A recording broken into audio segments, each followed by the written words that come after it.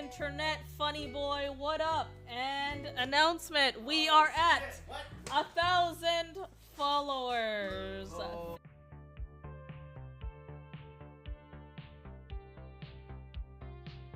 You want it? Don't worry, I'm gonna bring it. Yeah, you bring it. Yeah, I'll give it to you. Me. She's gonna put it in me. Yeah. Yeah. Bah, bah. What the fuck? Okay. Oh god. How dare! I only tried. Alright, how we drawing this dick? I love you. How we drawing this dick? Okay, wait. No, wolves. So many wolves. Oh, we got a raid. He's on it! Come on, get on there, get on there, you bitch. Yes! Let it burn! Let that motherfucker burn! Ah, low battery? What do you mean? No! I have an entire game to still go through!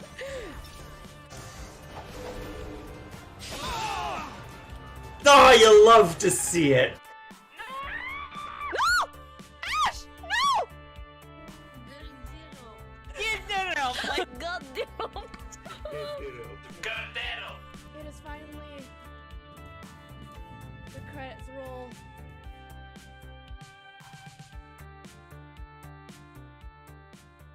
Plushies, let's go. The timing was almost... The problem is I don't have an alert screen on that screen. So we didn't get some sick jump scare alerts just now. Oh no! So sad. Oh well, it is what it is. Good evening, everybody! Welcome to the Daring Player Squad. My name is James, and it is my great honor to bring a little... I'm fine with it. It's my honor to bring a little bit earlier than tomorrow's release. First Bite Bad Blood, a game by First Bite Games, who made this game last year, almost to the day. Released last year, 2022, Valentine's Day again. Visual novel about sexy vampires and how they're gonna kill you if you say dumb stuff, which is fair. Bad Blood is the first DLC of the game. And it should be pretty exciting. There's a new character to interact with. And, you know, if you are into a little bit of adult humor or content, you might enjoy this. If you don't like that, just be careful, because I already accidentally heard a bit of dialogue, just making sure that the screen looked good, and I immediately made a noise. It is that kind of game. That said, First Bite Games, small indie developer, including our good friend Anna Schumann of Fiction Factory Games, and it's a darling little game, and I was very lucky. I've been joking that, I'm not really joking. It's actually quite tragic. When the first Bite came out last year, we got an email from Anna asking if our channel would like to promote the game and get a copy of it. Our stupid asses weren't paying attention to our email very good back then, and we just totally missed the opportunity, and I felt so bad and so guilty, and I was like, okay, we gotta set this up. So, like, you know, I put the channel email onto my Outlook on my computer. I was like, no, I'm gonna catch every email here on out. We're not missing any more of this. On that note, when Anna did put out, when First Bite Games did put out the announcement that, hey, we're looking for people who want to play the game, I was just like, yes, I would like to play a game, please. And of course, Anna's just like, you're already on the list. I was like, okay, cool, great. I will watch out for this email. And then about 3 days ago, bright and early, like 7 a.m. Pacific time, so it's as early can be. That's a lie. That's as late as can be. We're the latest. Never mind. Bright and early in the day, scrolling the Twitter, and Anna's is like, "Hey, just checking. We still have a few keys of the game out. If anyone's interested." I'm just like, "Did I miss an email?" Quickly log in from my phone to check the email. it got filtered into the junk. It's like, oh, this really seemed like a copy paste junk email, so we put it in the junk. I was like, son of a bitch! Like, replied back quickly. Hey, sorry. We're here. We're gonna do the thing. Sorry, it got put in the junk email. Yes, we would very much like to play the game. Yes, please and thank you. So we were good. And then Anna got all excited because I'm like, sorry, I'm in LA right now because J-Rock, but I'll be back. That said, yeah. So Ash and I were in LA all weekend. That was fun. We went from 4-degree weather to 25-degree clear blue skies. That's some BS. Concert was good. We saw the Last Rock Stars, so like the Visual K J-Rock supergroup involving like Hyde, Yoshiki, Miyavi, and Suguzo. So that was fun. Yeah, good experience, fun times. Got to meet up with a bunch of friends who moved to LA for the past little while. Like a couple of them from Vancouver. One of them works at Riot now, so he's doing fine. The other fellow moved to LA for voice acting stuff. He's also doing quite fine. But you know, just all of them, just like you don't move to LA for fun. This is what we've learned. You move there for your work and for your career. So you know, mad respect. They're putting in the hours, and you know, I wish them all luck. It was lovely seeing you all. So you know, Justin, April, Howard, for you guys watching. Thanks, we had fun. It was a good weekend. And I like how Howard's fucking stuff. You know, MetaBB, what's fucked up is, even though it's that expensive, if you actually break down the numbers, it's almost slightly cheaper to still live there than Vancouver. It's kind of fucked. Part of it is they pay you well, housing's a bit cheaper. Don't you dare get sick. Conversion rates, yeah. But yeah, don't you dare get sick, otherwise none of that matters. And that's the worst of it. Mr. Paul, hello, good morning. Yes, it is. Good afternoon, I guess. It is that day, I know. I've been seeing both sides of that. I got a couple friends also just not excited about today. I understand, I get that. So you know what? We're not gonna worry about that part. We're just gonna play some video games. We're gonna be some consumer shills for a night for our friends.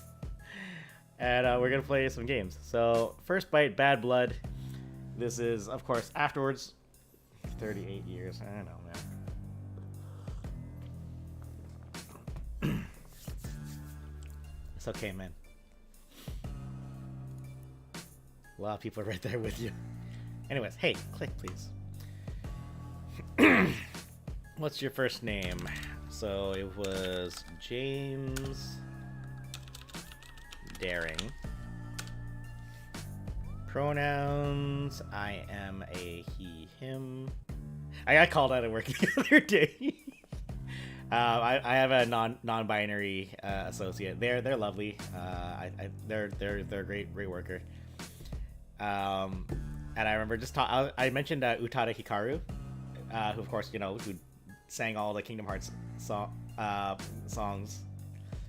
And I commented, oh yeah, Utada Hikaru. Yeah, they're they them too. And I was like, no, they're a non-binary human who uses they them pronouns. I was like, fair correction. You can always learn to be better, you know. Who is your sire? Valeria.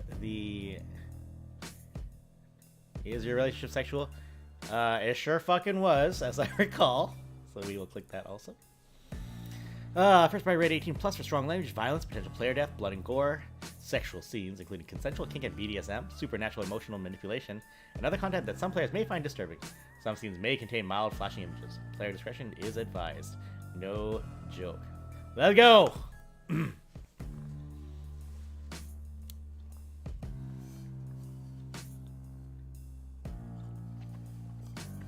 Got my hot lemon and honey water because we're gonna lose our voices tonight.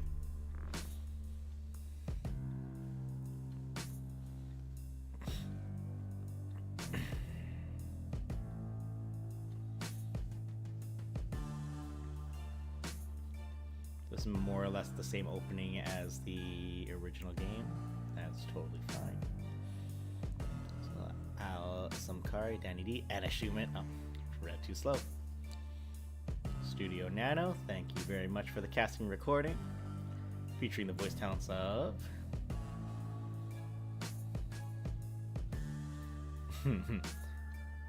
Marie Westbrook as Valeria, Alejandro Saab as Ilias, Jalen Cassell as Laurel,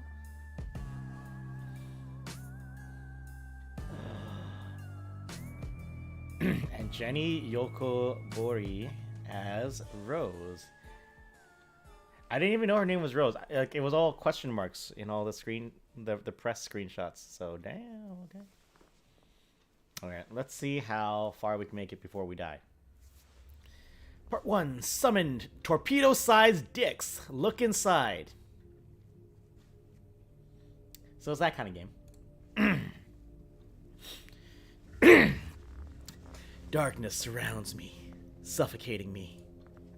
Clutching at my throat, I steady my breath, but I cough at the stench of pungent linen atop wet rot. I flail, attempting to dissipate the restraining sights and smells, but nothing rids me of this living nightmare. My voice is already sounding rough, so this is either great or terrible, or both. Then my ears sting, penetrated by deafening church bells.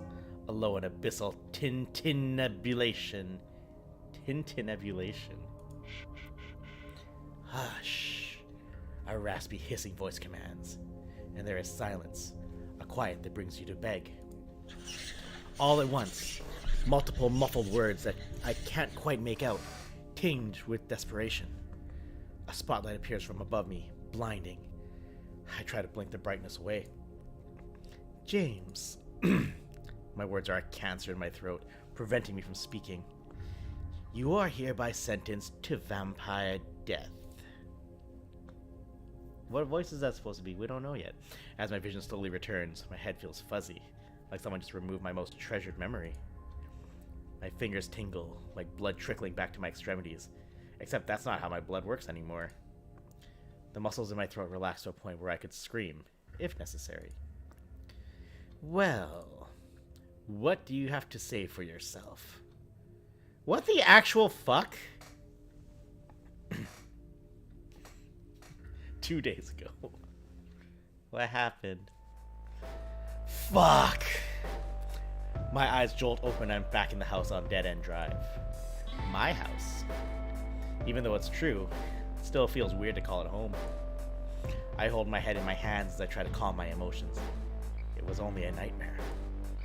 But vampire nightmares are like fever dreams after doing mushrooms. Very intense and startlingly real.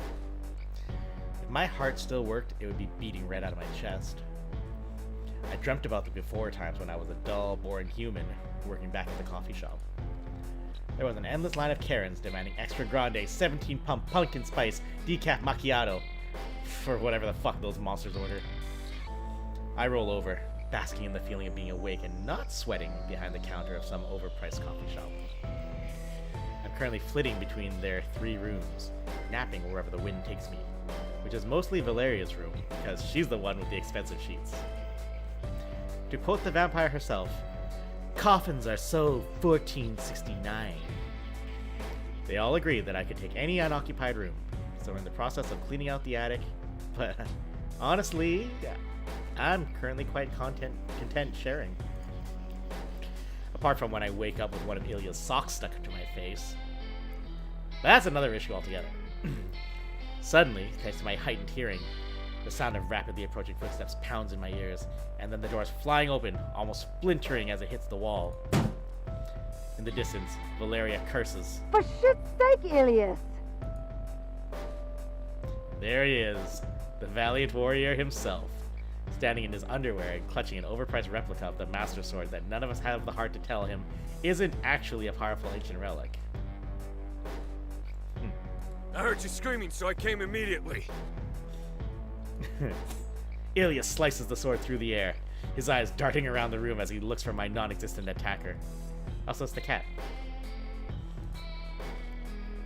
Illy, it's fine. I just had a bad dream. I'm not in imminent danger. Aww. So, no battle? His pout is quite pathetic on a vampire of his stature, but he's adorable when he's disappointed. However, his hubris swiftly takes over. He strikes an impractical pose, swinging his sword in a way that's far more about his muscles and less about actually killing anyone. Also, just appreciate this artwork. That smile. It's a good little smile. Well, lucky you then. You get to wake up to all this for no reason. Can you believe it? Other people get woken up by their cats or dumb roommates. But you get a front row seat. Brock. To the Ilias show? Duh. Can I give you a MP pass too? Dennis was an option? I like a refund.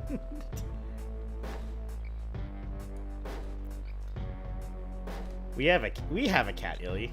Does Dennis not yell at you at 3 p.m. to wake him up and feed him? Or sleep on your face in an obvious attempt to murder you? That's Val's problem, not mine. Dennis and I have an understanding. He lets me get my beauty sleep, and I destroy those little sweaters Val keeps trying to put on him. Damn. Fair enough. Well, if you don't need me to kill anyone for you, I gotta go do my evening workout. These muscles didn't come out of nowhere, you know. I know I haven't been a vampire that long, but I'm pretty sure his body is stuck the way it is. I'll let him have this one, though. Ilias turns to leave and grabs the door handle. I hate to say goodbye, but I love to watch him leave. Right, we're that kind of character. That's fine. Except when he slams it closed, Val's door finally gives into the beastly force and shatters into a million splinters. That'll be replacement number 9 since I've lived here. I'm awake now, so there's no point in getting my night started. I grab my plush bathrobe and wander down to the living room. Hey, I remember this living room. I can't believe it's been 6 months since I died, came back as a hotter, stronger, slightly more sophisticated creature of the night, and I've literally never been happier. Being dead kind of rules. Apart from the uncontrollable, all-consuming thirst for blood. Speaking of blood, Laurel always warms up some leftovers for when we first rise. I wander into the kitchen to pour myself a hot cup of blood into my tacky mug that says, "This isn't coffee." As the blood hits my lips, my whole body feels intoxicatedly warm. I shudder in response as it settles in my stomach, that lingering desire of needing to tear someone's throat out dissipating. For now. With a newly focused mind, I slip into my new evening routine. First things first, it's email time. I just got called out. I take a seat at the computer and boot it up. Before I arrived, Valeria, Laurel, and Ilias were all using the same outdated PC with Porthole XP installed on it. After they gave me access to their shared email and social media accounts, I just switched my computer with theirs. I don't think they even noticed.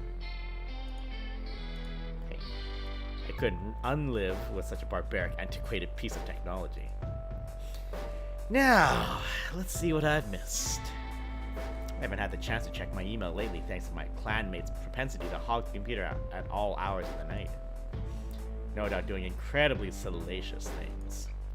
And, on command, a load of obnoxious pop-ups cover my screen. Again, Ilias? Alright, which one of you went to an unsafe porn site, and how did you get around the ad blocker I installed? No answer, of course. This isn't the first time I've talked to them about malware and phishing scams. I wonder if they got duped like back in the days of yore. I sigh and close the pop-up for big booty MILFs, and when I finally get to our shared account, there's an alarming number of unread emails. Mark, what's up? Hello, thank you. How you doing, man? Frickin' Coulson finally started Game 4. He finally started it. Also, I might be spoiling a surprise. He definitely bought, like, a game cover. Like another, like, plastic sleeve to put the game into. So he has definitely taken as good care of that game as possible because that's an expensive fucking game now. I was like, I don't think you need to do that, but I think he's gonna appreciate it all the same. So cool. Yeah, that's what I said. I said you would appreciate it.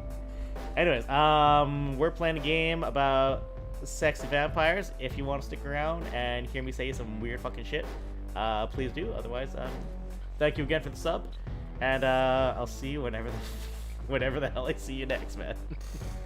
Yeah, Metadona. He also only reason I'm here. No, man, he helped sponsor Colston's stream, so you know what? Colston owes him so many favors, probably. Anyways, the screen still says Big Booty MILFs, so I should click on that. The screen, not Big Booty MILFs. Not important. But I see 3 particularly juicy ones that need my attention. Oh no. One is for kudos on VO3. The second is an obvious scam from a porn site. And the other is the monthly analytics for my paranormal website, Ghosted. Oh yeah, that's what we did when we were humans. Also tempting, but which one do I want to open first?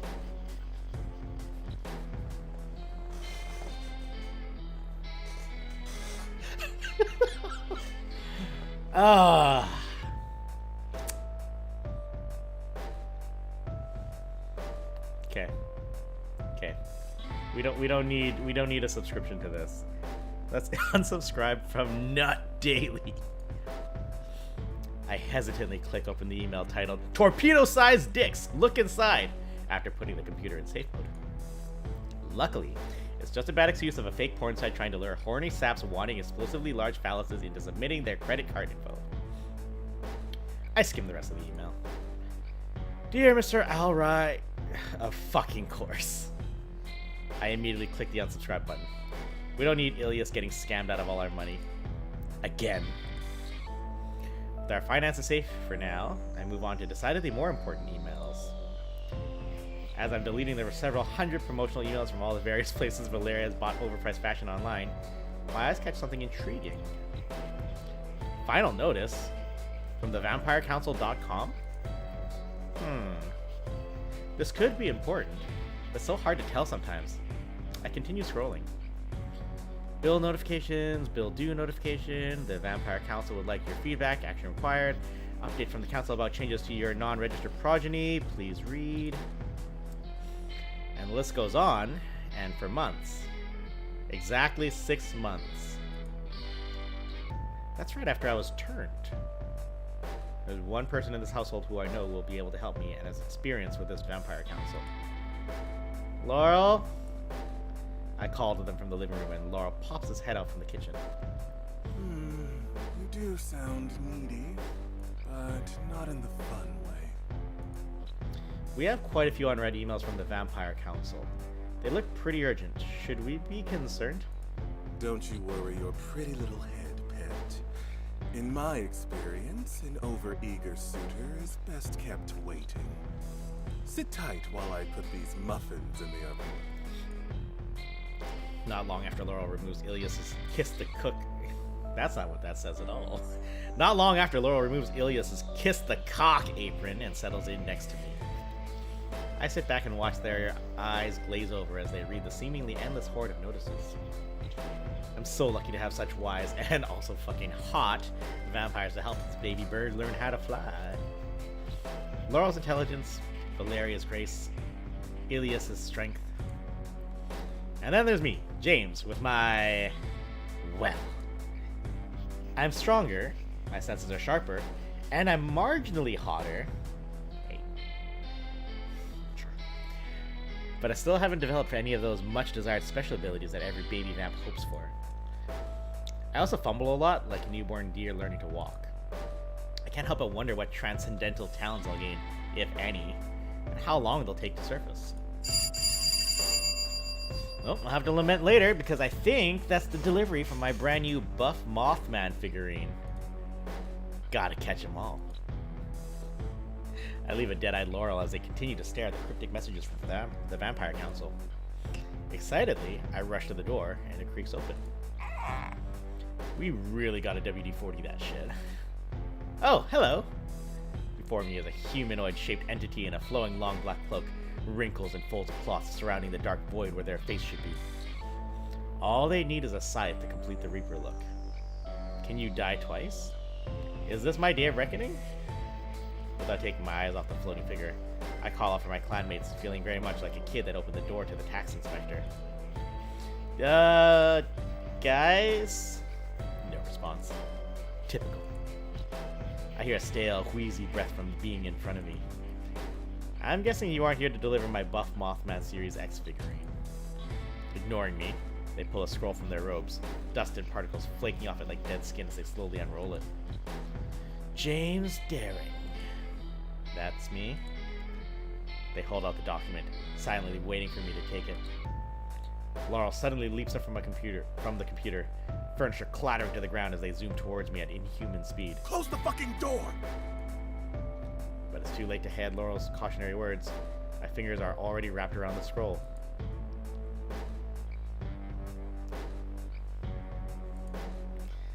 The world seems hazy around me as the wraith transforms into something I've only seen in my nightmares.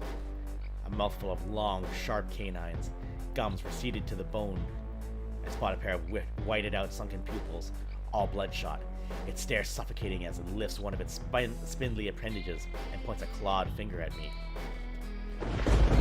For extra dramatic effect, a clap of thunder rings out, lightning piercing the sky. That's what he sounds like. The shrill sound the creature emits gives me an instant migraine, and I instinctively cover my ears. I can feel and smell my own blood trickling from my eardrums, and I crumple to the ground. I feel Laurel's hands grabbing for my shoulders, and then... You've been summoned. And in a puff of smoke, it's gone, leaving only a cadaverine smell behind. Cadaverine. That is a fantastic word. I like that. Cadaverine. With me incapacitated, gagging from the smoke, Laurel slams the door closed, his back landing hard against the wood like he's trying to prevent anything else from coming in. Val and Ilias appear in a flash, Ilias once again clutching that damn sword. What the shit was that? Ilias drops the sword and reaches for me, hoisting me upright. Valeria huffs and dusts off my shoulders with feigned annoyance, but her gaze is pointedly concerned. I second that question. What the fuck? That was one of the foulest creatures to walk this earth. I see the joke coming. I already see it. A process server. Valeria and Ilias both grab each other and huddle close, gasping dramatically. What? Am I being sued? Ilias snatches the scroll from my hands before I even realize I'm still clutching onto it. Let me see that shit. Blah, blah. Uh-huh. James, Yeah. Derek. You are here. So just enjoy these three vampires that share one brain cell. Hereby. It's hereby. For shit's sake. Jury duty. Give it to me, you big numpty. Numpty? Valeria snatches it from Ilias with a deep, exasperated sigh. You are hereby summoned to the Vampire Court of West Coast, Best Coast. Does it actually? Yeah. Spare me. The poor parchment quality alone would be crime enough, without having to suffer Seal Keeper Marlena's gauche editorial sensibilities. Anyway, to an official administrative hearing for violations of Section 420 of the Vampire Revised Statutes of Oregon. Blah blah. Should you ignore this summons, you will be terminated, and your sires will face a fine of... Of what? If I'm not mistaken, Valeria gets even paler. a frankly fucking obscene amount of money. Hang on. Can we back up for a second? To the part where it said terminated? As in killed? And we'll be fucking broke. Priorities. Part 1, beneath me. I'm pretty sure it's pronounced Coots. Okay, okay. First things first. First things first. First things fucking first. Okay. We're gonna start on page 3 here. Boop. Once the urgency of the situation settled in, Laurel instructed us to bundle up into our finest winter gear and get our asses out of the door. Stat. And here we stand, at a rundown motel in the middle of bumfuck nowhere on the outskirts of town. Laurel uses the keycard that was provided along with the summons and opens the door to the musky motel room we were told to gather in. The 4 of us file inside and Laurel hits the light switch. As our eyes adjust to the light, we take a long look around. We all spread out, inspecting the surroundings for anything of interest. Not what I expected from a high and mighty vampire council. Ah, look at them with their winter clothes. Of course it's still crop top. Very fashion, yeah. Very nice, very nice. Laurel gestures around the room with a flare of their hand and a grimace. You'll want to disabuse yourself of the notion that our high and mighty vampire council members are any good at managing money, much less themselves. At least this is on par with any and every horror movie I've ever seen. Ilias, after wandering over to the nightstand, picks up a matchbox, flips it over, and squints, scrutinizing what he sees. Did you see the name of this place? It's called Motel Cunts. I'm pretty sure it's pronounced Kuntz. Yeah. That's what I said. Cunts. Ilias and I look at each other in silence for a few moments. He's deadly serious, and I'm not sure I have the bandwidth to correct him right now. Valeria is clutching her fur coat to her chest like she was expecting something to materialize and snatch from her body. She's also tiptoeing around the room as if the floor is lava, but it's actually just a tragically stained rust-colored shag carpet. Ugh, this place is rotten. How dare the council expect me to endure this? Do you see the comforter? I can practically smell the bodily fluids. Gross. I don't even need a black light to see the jizz stains. Gross. And look at the mini fridge. It's empty. Not a drop of champagne in sight. I always love that's what she's worried about. That's funny. She shudders dramatically. This is beneath me. While Valeria moans about the shitty quality of these premises, with Ilias and Laura observing her like she's a beautiful, rare, shrill tropical bird in a nature documentary, I start my own detective work. The room definitely hasn't been updated since at least the 70s, and while it's not up to Valeria's impossibly high standards, it's certainly not something I would turn my nose up at. I've stayed in plenty of these types of motels during con season. They don't care when you squeeze 4 extra friends in your room or get liquid latex on the walls. But the real question is, what the hell does the Vampire Council intend to do with me? I sigh and lean back against the wall. I'm trying to not let the anxiety of potentially being terminated get to me. I have a great new family, and surely they'll protect me. Right? I eye them warily, trying to decide if they'll stab me in the back. Valeria is making Ilias carry her while Laurel wanders the room, inspecting random items here and there. Hey.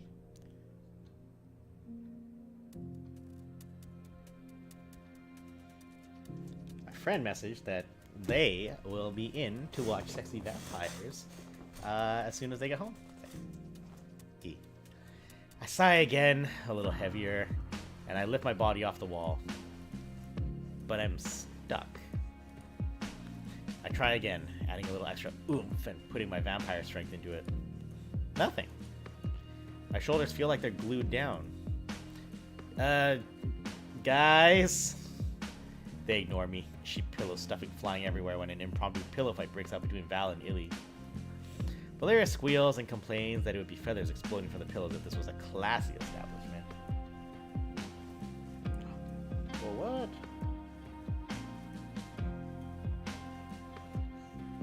Apparently, that friend that I was just talking about, they found Southern chicken and waffles in Richmond, like where the other side of town.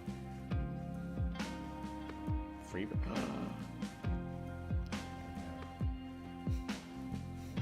I am now talking about chicken and waffles on stream. Damn.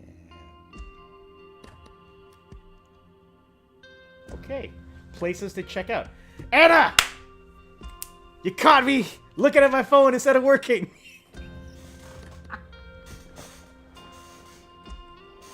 Hello. Ladies and gentlemen, and everyone in between. If you don't know, now you know. Sharky Anna, a member of this team and one of the writers of First Bite, First Blood. Anna, how the fuck are you doing? We laughing. We're already laughing.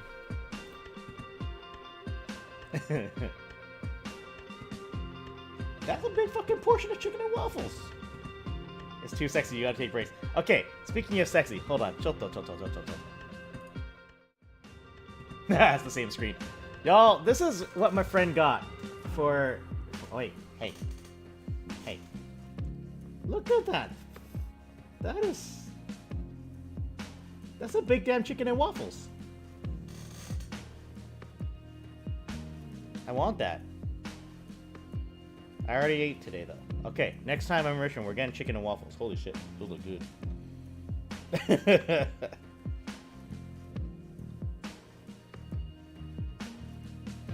Okay. Alright, back to work. Also, yes, MetaBaby's here. Nice. That's not bad. And it's like, again, it's just like you never expect, but no, there's very good food in Richmond. It's mostly Asian food that's famous in Richmond, but damn, that one looked good. That one looked really good. Anyways, we're stuck to the floor. Valera squeal. Okay, the feathers exploding at the classy establishment. I'm getting increasingly worried about this sticky situation I found myself in, and I need to distract him. Afraid that this little fight of theirs will turn into something erotic. Not that I'm opposed. I just don't want to miss out. Yeah, fair. Watch this play out.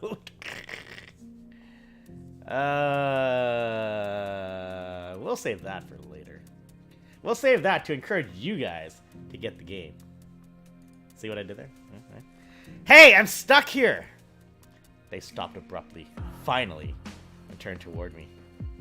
I flail my arms, showing them my predicament, and I once again attempt to break free. Where's James? Finally, they turn around and spot me. What the hell? What are you doing over there? I'm fucking stuck! I flail my arms, showing them my predicament, and I once again attempt to break free. Oh, great. Baby Fangs is stuck to the spunk-covered wall. I put my foot against the wall and try to propel myself off, and that sticks too.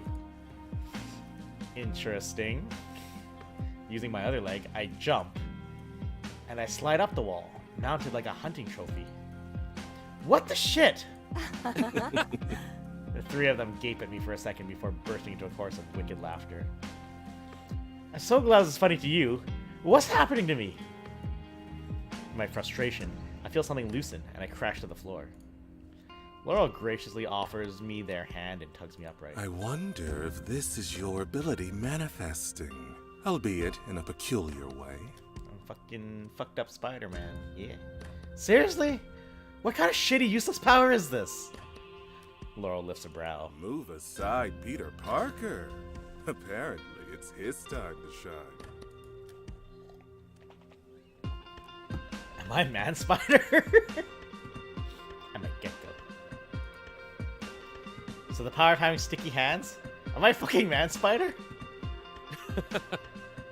You could do that for free already, James. You and Lily have that in common. Gross. So my great, powerful, sexy vampire ability that I've inherited from you is the ability to scale walls? That does appear to be the case. You can read and influence minds. Valeria can hypnotize and manipulate people. Alias is crazy, powerful, and strong. And I can climb really good? Real good. I can climb real good? This is injustice. You don't get to choose. Why does darling. Game James have such a raspy, And fucked up walls throat? like a spider is... Hilarious. What are you gonna do? Climb up the wall and elbow drop your prey to death? He pauses as he seems to consider this. Wait, that's kinda cool. On the plus side, now that your powers are materializing, maybe we won't be fined. And I won't be killed? not exactly how these things work, I'm afraid. Remember, I wasted precious years of my eternal life as an active member of the Council. The only way to redirect their focus towards less myopic pursuits involves too many mind games to keep track of, and a fair bit of good old-fashioned babysitting. Classic boomers. I still don't get it, Laurel. Why did they make us come here anyway? We didn't do anything wrong. It's not that we did anything wrong. It's that we've acted without their blessing. Well, they didn't give a shit about that one time we broke into the governor's mansion and replaced all the vintage blood in her wine cellar with tomato juice. The little at the It end. helps that nobody liked his particular style of governing all that much. Oh, what about that one time at the gala when we replaced all their virgins with sluts? They were all like, this blood's impure. Jesus. They knew we did it, and nobody gave a shit about that. Sounds like they preferred it that way. What about the staggering job in diners, dashing and doors delivery people in Portland that we've caused? Thinking about it, we have gotten away with quite a lot, haven't we? Suspicious, considering I might call us enemy household number one. Ahem. As they continue their discussion of all the debaucherous things they've done whilst living here, we're interrupted by the sound of someone clearing their throat. Black smoke fills the corner of the room, mirroring my experience from the front door. When the smoke clears, an elderly, decrepit-looking vampire with long gray hair appears before us, all small and wrinkled, and about as fearsome as a tiny, trembling chihuahua. Oh, great. Now it's fucking Gandalf. I'm but a mere clerk for the council. I've been sent here to read your charges. Now, if you would just... I really hope that was just one of like the devs, just like, we need a line read, just do it. Now I'm supposed to be scared of this wrinkly fucking nerd. Let's just kill him. As entertaining as it would be to see you face a real challenge for a change, I'd rather you didn't, Ellie. He's more powerful than you think. Oh, this guy? Shriveled up dick man? The clerk clears their throat once more, and I feel a shock surge through my body. There's suddenly an all-consuming, crushing weight preventing me from doing literally anything. I'm in so much pain I can't even think straight. My vision blurred as red creeps at the edge of my vision. I glance over to my clanmates and their bared, clenched teeth and furrowed brows tell me they're experiencing the same terrible suppression. Laura was right. This clerk is no fucking joke. As we suffer, the clerk takes out a new scroll. As he unrolls it, the paper collides with the floor and spills across the room. On behalf of the Vampire Council, Elias Alrai, Laurel Portman, and Valeria Christina Maria Joanna Andre, you are under formal investigation by the council. What the fuck, Val? Why do you have so many names? These are the important things. Oh, what the shit?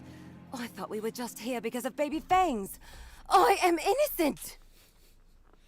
Laurel ignores both of them and fixes the clerk with a red-eyed glare. On what charges?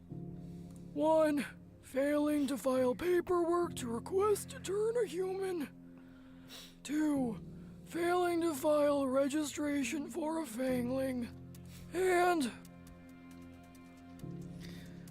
3. Failing to adhere to weekly check-ins for said fangling. Ah, yes. The banalities of bureaucracy. oh, but that is just the beginning, Portman. You are also 100 years behind on paying your annual council dues. Oh boy. 4. The clerk drones on, and we are forced to listen to a seemingly endless list of offenses and charges brought against us. Well, mostly them. 512. Turning a pack of dachshunds into werewolves and using said pack to hunt badgers to the point of almost extinction. Oh my god. I genuinely do not remember that one. Sounds delightful, though. After what feels like forever, He's finally finished. He sighs and rolls up the scroll. And for these multitudinous offenses, James, you are hereby sentenced to the final death. Do any of you have anything to say for yourselves? This is bullshit. I probably deserve this. I don't want to die. Again? Once was enough, and I have so much left to do. So many nefarious deeds to commit. I refuse to perish in this tacky, questionable motel room. If I'm going out, I'm doing it in a blaze of sexy glory. This is bullshit! I throw a pleading glance at Ilias, Laurel, and Valeria. What the fuck am I supposed to do? You're not allowed to die yet. Do something, Laurel. Laurel taps a finger to their chin and calmly rolls their wrist in a matter-of-fact gesture of disagreement. Objection. According to VRS Section 149.43 B1C, before any judgment can be executed, we are allowed a competency evaluation to be assessed by an appointed council member. Yeah. We are? The unbidden murderous glee disappears from the clerk's eyes and his shoulders slump. He looks like someone stole his candy. Portman is correct. Unfortunately. The clerk grumbles, and in an instant, the force holding us all captives dissipates. My hands instinctively fly to my chest in relief. We all immediately huddle together out of instinct, and Ilias places himself in front of us, hands on his hips, an impenetrable wall. Laurel, have I ever told you that I love your sexy, sexy brain? Hell yeah. Hell yeah, Laurel. No one fucks with James but us. Excuse me. Excuse. Laurel, I owe you 1. Or 10. I'll collect when the time is right. Hey. What does this all mean?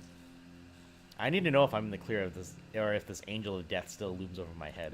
The council will appoint one of our members to serve as an unbiased evaluator and advocate for your fangling, or a guardian ad vitam. The guardian will make a home visit to conduct a full walkthrough of the living quarters of the fangling. The fangling will also need to submit to a series of tests issued by the appointed council member.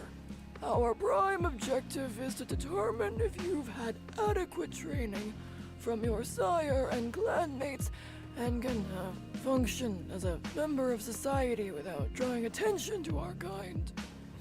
The guardian ad vitam will report back to the council with their results. If you fail the mandatory assessment, the fangling will die. But I'm dead, guys. if you pass and pay the appropriate amount in fines, the fangling can live. Anna, if you're still here, who did this voice? Why are they called a guardian if they're gonna kill James? As your unregistered fangling is not legally recognized as a vampire, they cannot make decisions for themselves. Damn. The guardian's role is to ensure that the best decision for your fangling is reached, including a swift but painful death. That doesn't... Laurel clasps a hand on Elias's shoulder. In short, we appear to be fucked. Hey! It shouldn't be too hard, right? You've shown me so much. The three of them all avert their gazes, refusing to make eye contact with me. Oh no. I was trying to be optimistic, but it's true that they've done a pretty shit job of showing me the ropes. I am Jon Snow. I know nothing. I sigh heavily. What other choice do we have? None. Will we agree to the assessment? Laurel glares at the clerk and offers a grave nod. We agree. All I can hope is that they have a cunning plan. Part 1. Mommy! You made that shit disappear like a magician. What does that even mean? Hey. We're still in part 1?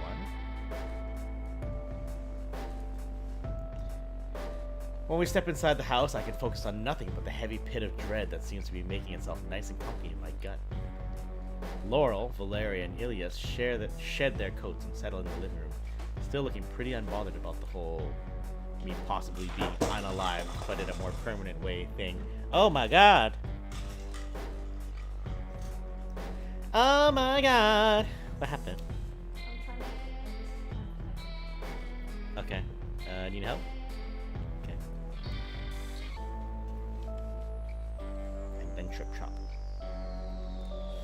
I stand in the doorway and throw my best disapproving glare in their direction. Yeah, it's things, not people. So you know, it's all good. People aren't things, mate. I stand in the doorway and throw my best disapproving glare in their direction. The two preoccupied with getting a game of snakes and ladders set up on the coffee table to notice my impending tantrum. But things can land on people. Did things land on people? Metababy's asking. Did things land on people just now?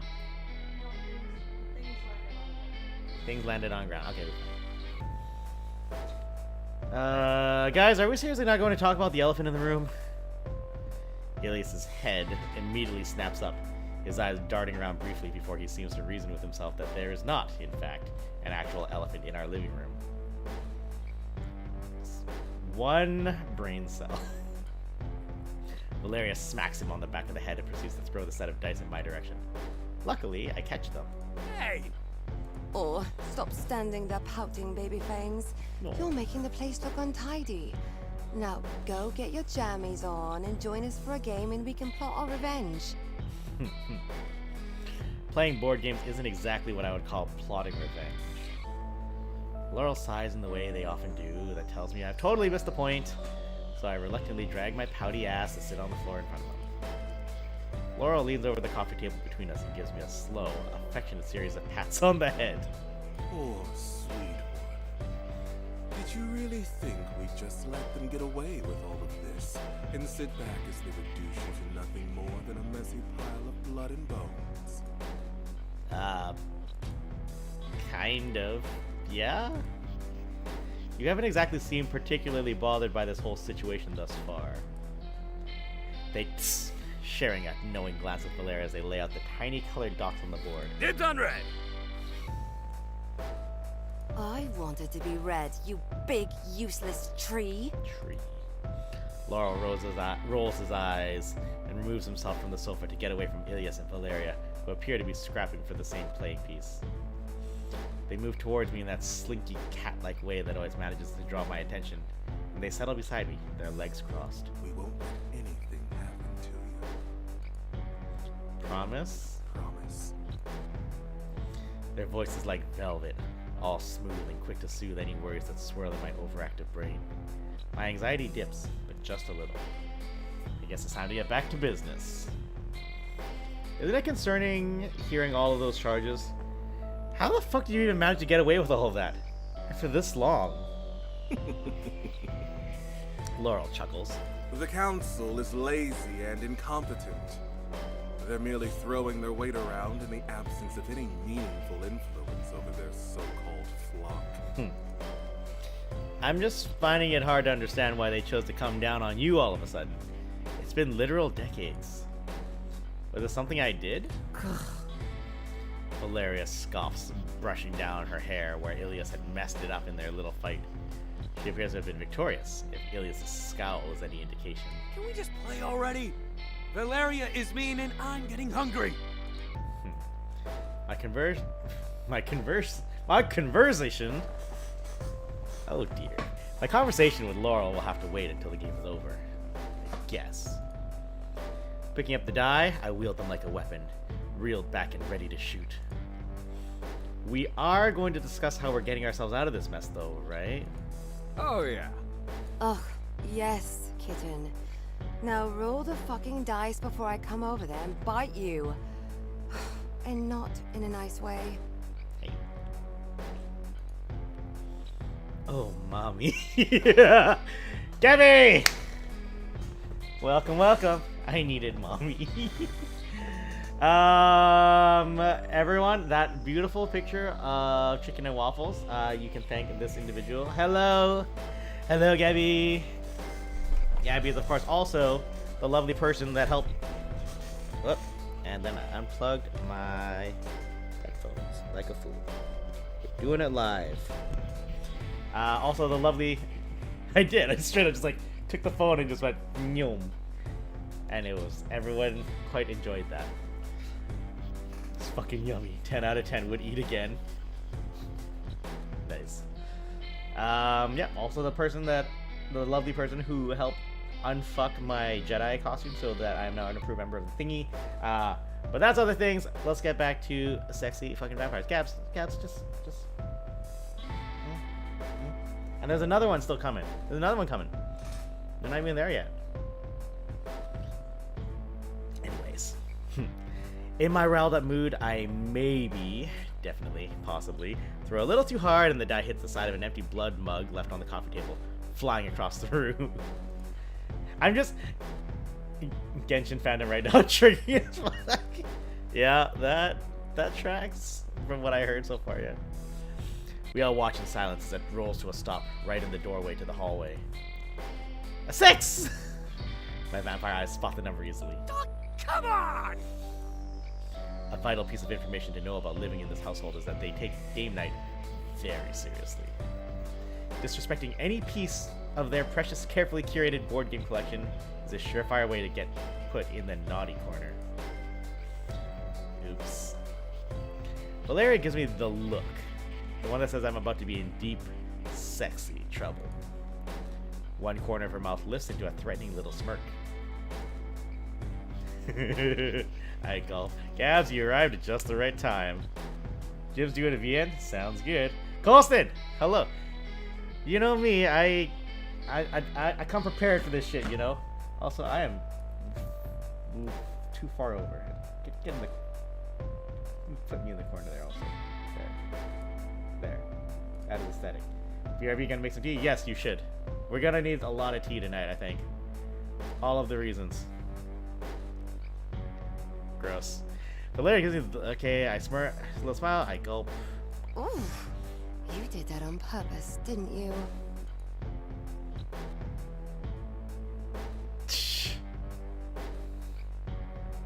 Fuck it. I grin. Valeria's voice has an edge of my favorite. I mean, she was the one that I went with in the first game. Like, we gotta keep the continuity rolling. That is the reason for these decisions, of course, obviously, for continuity. Valeria's voice has an edge of my favorite authoritative tone to it. When she gets like this, she usually doles out some pretty interesting punishments. Absolutely. Yes. Are you going to punish me? Helios lets out a wicked laugh, apparently eager for whatever Valeria's about to lay on me. You're in for it now. She leans forward, resting her elbow on her knee, her chin cupped in the palm of her hand. Val? On your knees, kitten. I want to see you crawl. Go fetch. Gabs, you need to get back to this right now.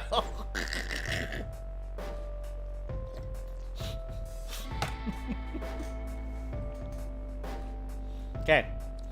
It's gonna get a little dommy, I think. I'm letting the kettle boil. Okay. I sigh.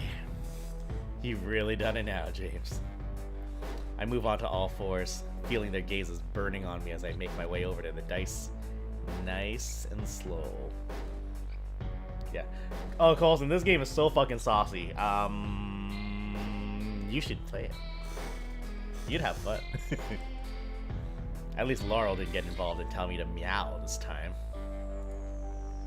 Small victories. Yeah, the first game's already out. It's been out for about a year. Fantastic fucking game. Pretty cheap on Steam, last I saw. Actually, what is it on Steam right now? Steam, what do you cost these days? What do you cost these days, Steam? First bite. Like, yeah, like $11, $12 on Steam right now, Canadian.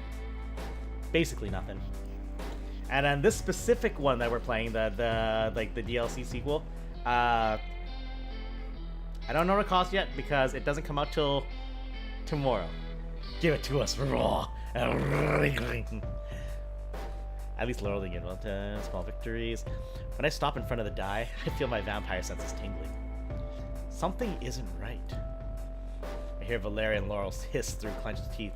Something territorial and primal, and a low, deep growl rumbles in Ilias's chest. I tense, and an unfamiliar clicking of heels echoes in the hallway. Oh fuck! She was on. I saw the screenshots. Then the door opens right in front of me.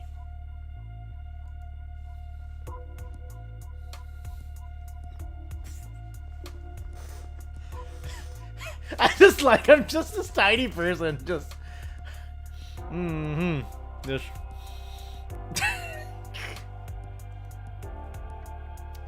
The first thing I see is a pair of shiny, blood red, expensive looking pumps. Mando, I had interrupted and I come back to Titty. I slowly drag my eyes up. Long legs clad in sheer stockings. There's a dangerously indecent slit in her tight-fitting pencil skirt. A small cluster of tattoos visible on a sliver of pale, smooth skin. I swallow loudly because... Wow. Hello? My gaze continues to climb in a slow crawl until I finally find her face. Okay. We're just gonna... Okay, very good. And her eyes are scarlet and glistening with wicked intent. Well, how nice of you to greet me like this. You must be the multi-level fangling I'm here to punish. Oh no, she's got an accent. Distantly, I can hear my 3 clanmates behind me. They're chattering, maybe even shouting. Furniture scraping on the floorboards. But something clouds my mind. The sensation is like being pulled apart at the seams and coming undone. A choir sings in my head, louder, louder, like every nerve in my body's been set alight. And all I can see is her. That's called subspace, honey. Mommy!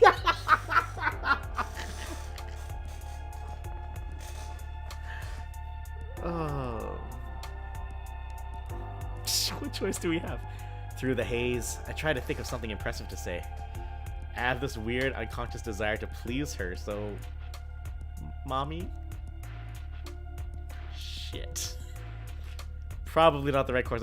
Dude, we're gonna die from this! This game kills you for shit like that. We're gonna die, guys. We're gonna die. We're gonna die. The stranger merely sighs. It's an inherently disappointing sound. This should be easy.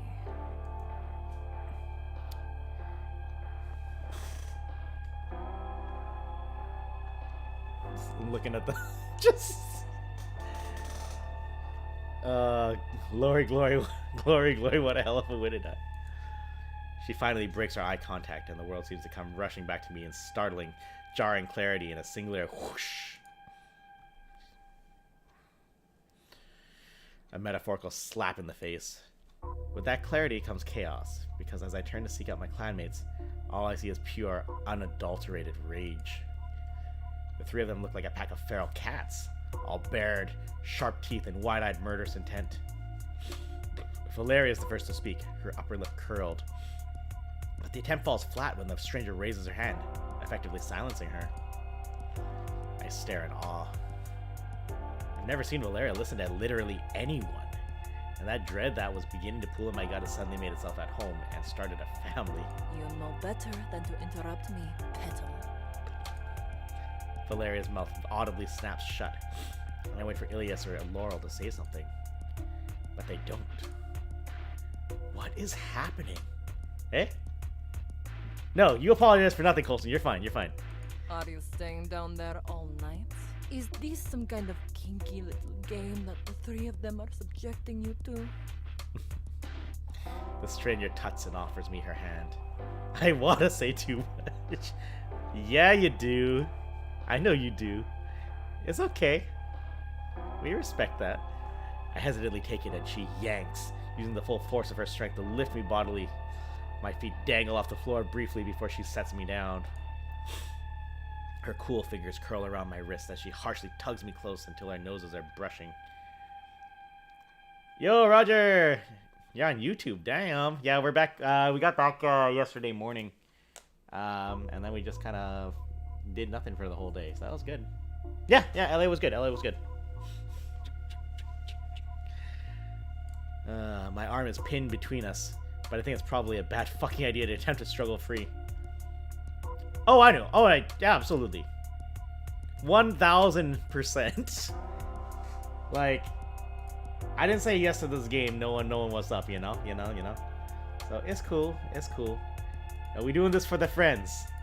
Doing this for the friends, promoting their shit, because this game makes people feel things. When she speaks, her breath is sweet. Her perfume is even sweeter, but there's an edge to it, like rotting flower petals. Rose Bloodthorn, it's a pleasure to meet you. Her name is Rose. Oh boy. I might not know much, but I do know that she's lying. I would advise that you remove your hands from him if you want to keep them attached to your body. I switched back to Twitch. How was your friend, James? What time did you get back in? It was an early flight. It was an 8 a.m. flight, so we were up damn early. Luckily, we had a nice man who drove his Uber very, very, very quickly to get us back to LAX. Feel all the things. Just pops in. You're welcome. But yeah, we got back to Vancouver about 11 so or so. Yeah, about 11 o'clock. Out of the airport by like 12-ish. Swung by to Paul's Kitchen for lunch because fuck yeah, Paul's Kitchen. They all think my Chinese has gotten better, so that made me happy. Valeria's words cut deep, the tone of her voice sounding vicious. But I know her well enough to catch the edge of nervousness. Another jarring and un-Valeria-like action. Rose simply smirks, sighing like you might if you were scolding a child. Protective of this one, are we? That's very interesting. Have you gone and gotten attached? She releases me with a shove, and I stumble backward from the force of it. I'm immediately grabbed by 3 pairs of eager hands that pull me close into their little protective huddle. I was under the impression this was just another of your fleeting infatuations, and the incompetent fucks at head office got your paperwork all mixed up. Is this Fangling really that special? I hope so. The way she's talking to them seems far too unfamiliar for some random smoking hot council auditor. Hang on. You know her? No is such a strong word. Yeah, we fucked. A lot. On every surface, in every position. 1 brain cell! What the fuck are you doing working for the council of all places? I thought you hated structure and politics. I cut her off. That was rude of me. I find myself staring, still weirdly transfixed by both her beauty and her general alluring aura. I take advantage of the 4 of them bickering. I've grown adept at drowning out any white noise, and I let myself take her in properly. Then I notice the tattoo. Elegant cursive letters. I need to know what the rest of that says. Elegant cursive letters, underlined by the sharp dip of her collarbone. The second word is almost completely obscured by the collar of her shirt. Pussy...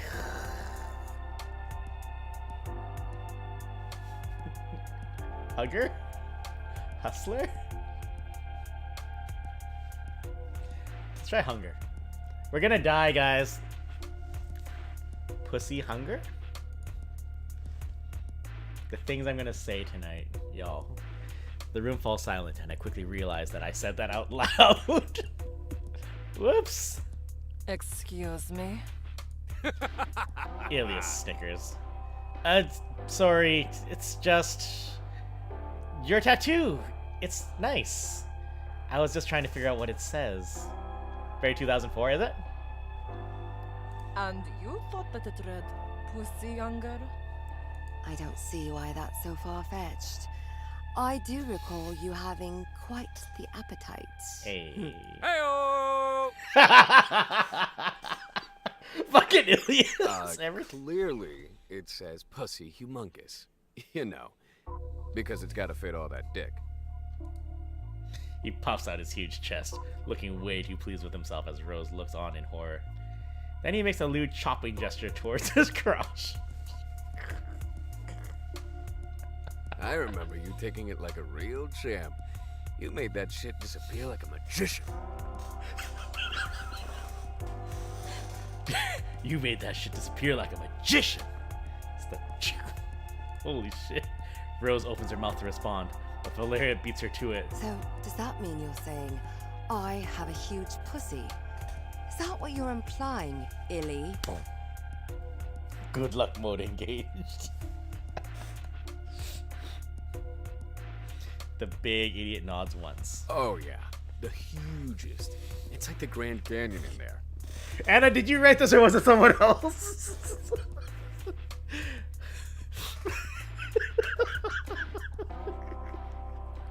Laurel catches my gaze, both of us staring at each other in disbelief, our eyes wide. It's like Superman, the dialogue is written by 15-year-old. It was not me, okay. It's like even I could not. Yes, you could. Start running. Oh. The small suddenly murders vampire rounds on Ilias. Her fist clenched so tightly that I think she might draw blood. Chill out, Val. It's a compliment. A compliment? She takes another step forward, somehow managing to make herself look huge despite the fact that she's squaring up to a man almost twice her size. Laurel seems to sense that I'm on the verge of attempting to defuse the situation, and curls his fingers around my upper arm, tugging me back until I'm pressed flush against his chest. I cannot take credit for this genius. Alright, Anna. You got a good crew though. I just y'all did something. And I appreciate that. Their lips brush my ear, their voice low and sultry. I should be like, baby face. I want to see how this plays out. I need this mic closer to me. This mic need to do work. But Rose is also invested. The random blinking is weirding me out. They're animated. I was like, hello, Cruz.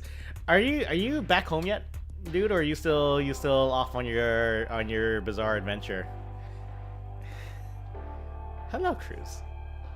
You're home now. We're all home now. We all survived our bizarre adventures. Yay. They take hold of my chin and gently turn my head so that I'm looking at the auditor. And sure enough, she's staring at the soon-to-be scrapping pair. I still have things to post from the trip, so yeah. I took 0 pictures of my trip. I should look for something. Her expression is... lusty. Lips parted, eyes hooded. David, hello also. How you do? How was practice? I enjoyed seeing the videos from last Thursday. Curious and curiouser. I used to be amused at some of the world's greatest poets. And you, telling me that my pussy being as cavernous as the Grand fucking Canyon is a compliment? Yeah, Roger, this is the world of indie games. And self-publishing. Bretta, my dude. Gabby and Neville worked on their thing and I got to be an instructor for Nick. Hey! This is what I come back to. Also, Gabs, David's here. Hey, we got our practice crew in. Hey, what's up? Anyway, so we're playing visual novels about sexy vampires, and we're gonna talk about all of the things and all of the body parts and evidently the sizes of those body parts, and you're gonna like it. Ilya suddenly seems to realize just how monumentally he's fucked up, so he does the one thing that all of us know will appease her without fail.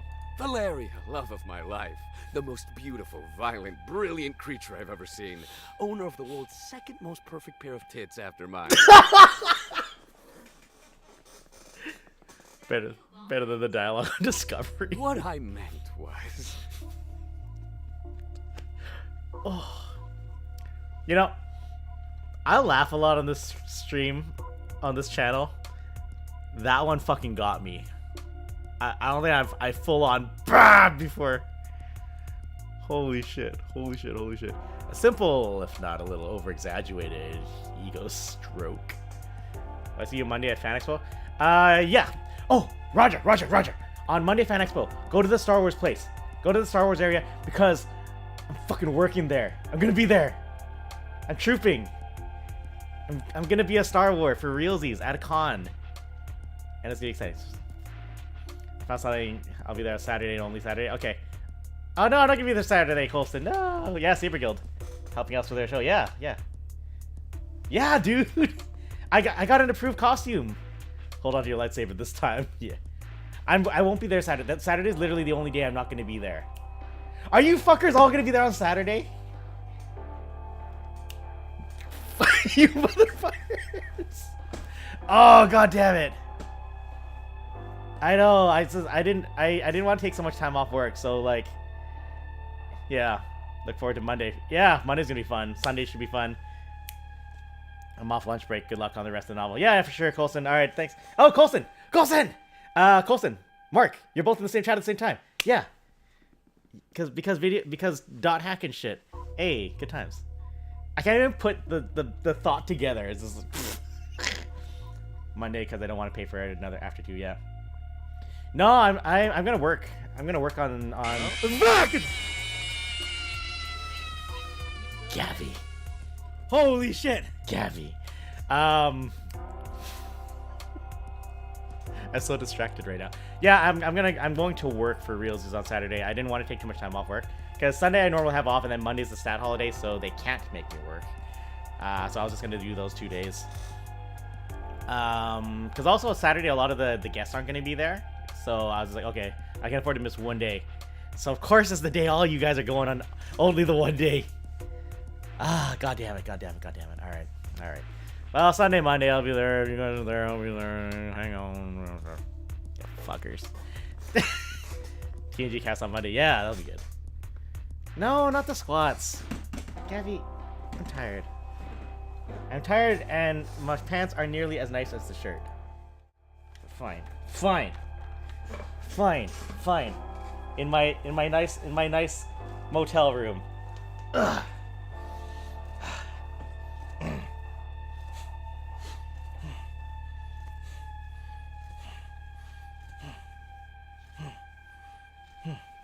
I'm not helping Ash with her booth at Fan Expo because Ash did not get a table at Fan Expo this year. They fucking sold out Artist Alley like right off the bat. They never even advertised that it was open. It was just open, so people applied for it, and all these other people who make their livelihood at Artist Alleys are not going to Vancouver. Like, Vancouver's a weird fucking. This is a weird fucking year for Fan Expo. The Artist Alley sold out completely. Tickets sold out completely. So let us hope. That. I'm all tired now because I just did squats. Let's hope that means that next year is like bigger, so we can fit more people. Because Ash and I got bills to pay. We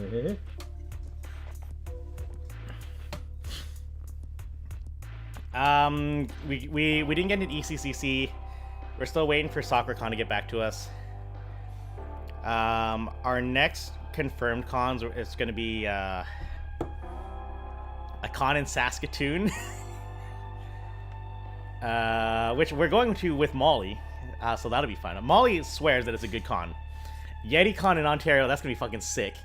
Cause Gabs is gonna go, and our friend Debs is gonna go, and we'll just have a good old time. We'll have a good old time.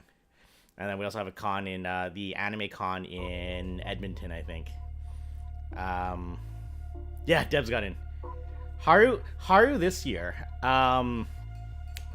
They had a lot of IOUs from Artist Alley from the previous year that they canceled, like, 2-3 years ago. So they got back to yeah. No, we'll definitely see you at ECCC. We're just going there for. Actually, no, Colson. I'm gonna be a Star Wars at ECCC too on the first 2 days, the Thursday and the Friday. Yeah. So I'll be a Star Wars during those days, so that'd be fun. But yeah, Haru, they did IOUs to all the people that they had to cancel on for when COVID happened. So they all got first dibs, and so Haru is accommodated already. So we probably don't need to go to Haru this year. Not the crew, anyways. New car. I did get a new car. Yes, it's a red Hyundai Kona, and I like it a lot because I don't fear dying getting in the car. Yeah. I mean, if we could do Haru, we'd still do Haru. I'm sure. Just this year we can't. It's it was like 2018, 2019, something like that. I forget. It might have been a 2020. But yeah, it was like 24,000 K mileage. So basically brand new. It's pretty good. Yeah. Old Blue has been retired forever, and it's sad. Okay, so we've all chilled. We've all calmed down. We caught up on current events. Let's get back to horny fucking vampires, shall we? Ego stroke. He reaches out, sliding a huge hand over her tiny waist like some hero on the cover of one of those classic smutty novels. No one takes a dick like you, baby. Right, that's what we're playing right now. As complex as Valeria likes to think she is, she's actually no better than him. Yeah? Yeah. They immediately began making out.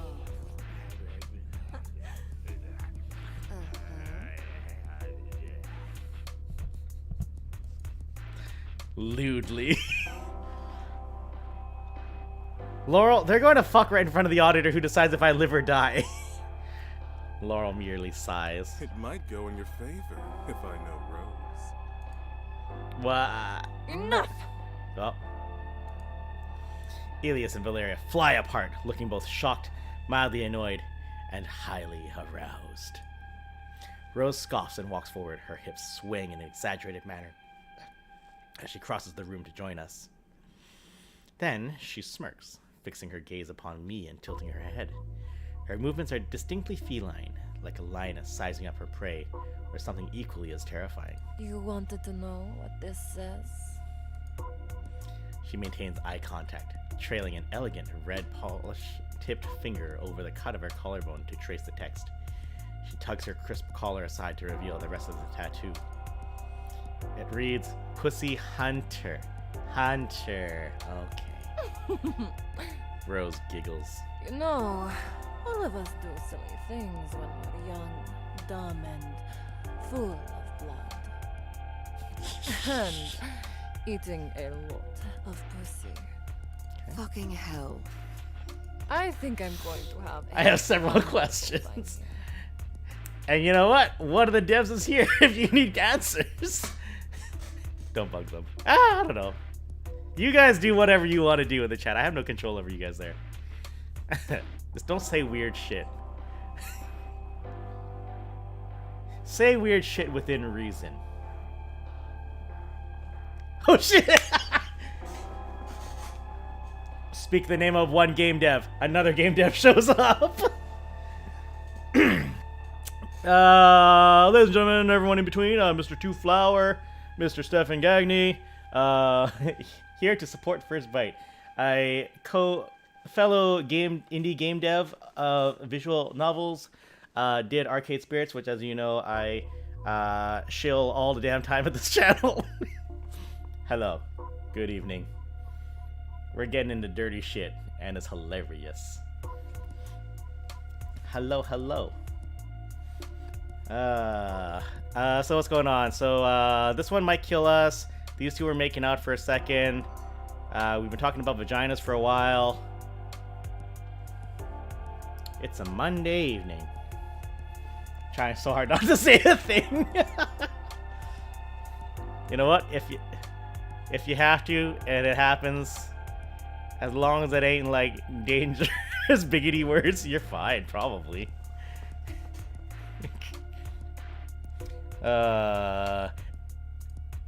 It's now that I notice that Rose didn't just bring herself, but also a whole entourage of suitcases. Oh. I hear a soft thud as she purposely drops one of her bags to her feet. She produces a clipboard and a pen, and she clicks the nib in and out a few times, the noise grating. I'll be here for the next 4 days to watch your every move. On the 4th day, I'll make my final assessment and either deem you a fit member of society. Yeah. We'll see. I mean, both First Bite Games, of who we're working with right now, and Fiction Factory Games, they are both working on their third games as we speak. First Bite is technically, it's a second game. This is a DLC, it's not an individual game. It's kind of standalone-y though. But yeah, there's, over at Fiction Factory, who makes Arcade Spirits, there is Untitled Game 3 in the works, in the writing. We're all eagerly anticipating. And then, of course, First Bite Games, they also have a game in the works, and I forget what it's called right now, so I need to pull that up. Luckily, everything runs in Windows really nicely here. Killing Boys. They're working on a game called Killing Boys. Men may come and go, but murder is forever. What is it? What is Killing Boys about?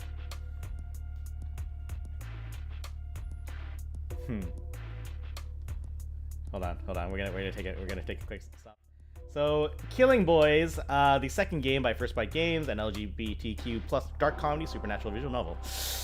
Play as Eve, an immoral assassin cursed with a kiss of death as she turns on her literal evil corporate overlords in an attempt to break free of her ironclad contract. Experience betrayal, commit murder, and pursue romance in a story that spans eras.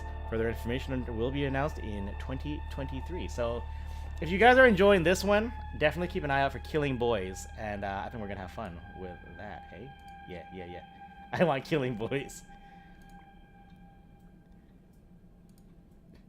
Well, Roger, if we want a trilogy, we need a third game dev that makes visual novels to make the trifecta. That's what we need to do. Otherwise, this is like being like, man, Return of the Jedi was pretty good. So was Wrath of Khan. I really hope they make a third movie soon. And you don't want to be that guy. You don't want to be that guy at all. That's too embarrassing to be that guy. Untitled Game 3 is announcing in shit. Marching band is neat. Ah. The third is High Elo Girls.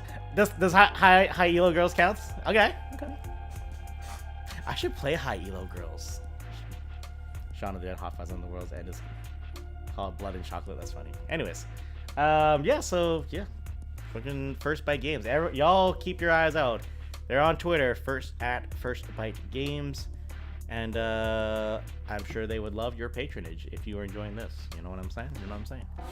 Rose, fit a member of society. Or fit for the stick.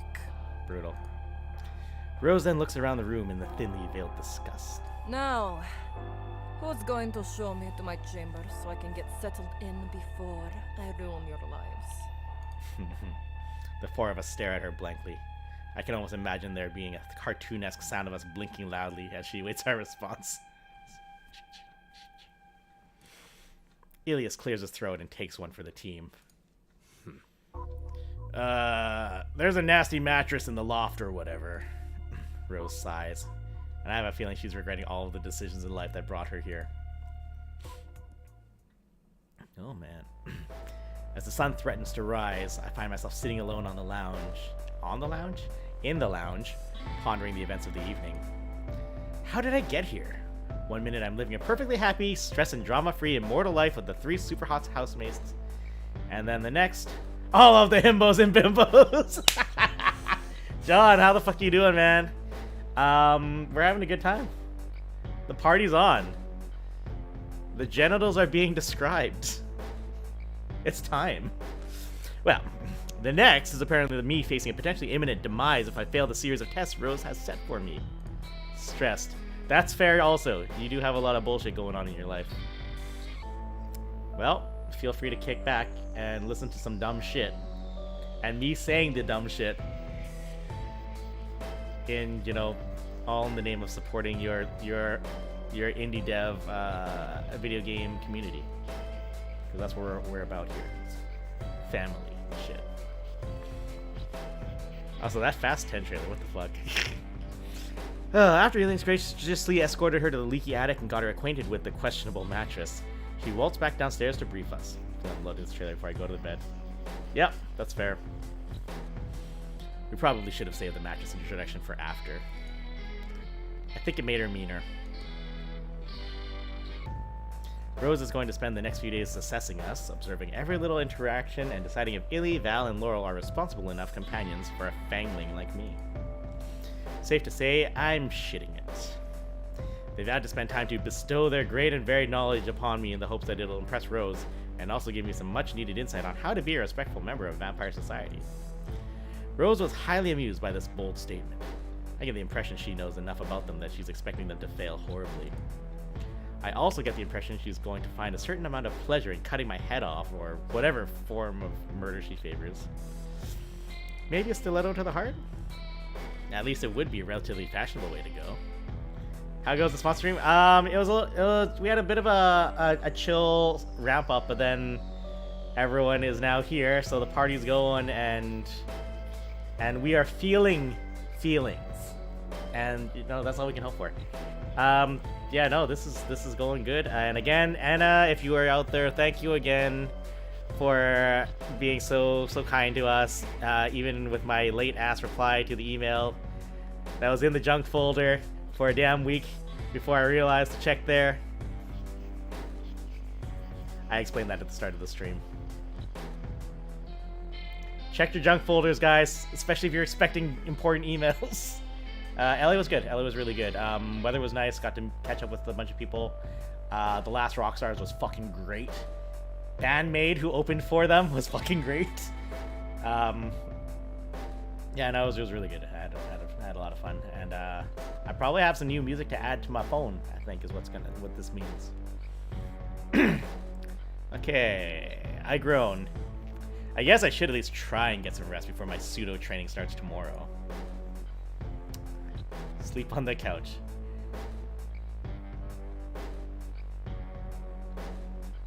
We all know. Y'all know. Bandmaid was at SacroCon a few years ago. Nice! They're good! They're so good! Bandmaid's great. Japanese metal band of all girls, half of whom are wearing maid outfits. They're sick. They're so good. Awesome. I should be home right now. But I suddenly decided this. God damn it, man. Anyways, I drag myself towards the staircase and head up to Valeria's room. I can't help but be drawn to my sire. Plus, there's always the guarantee that she'll be able to sufficiently distract me.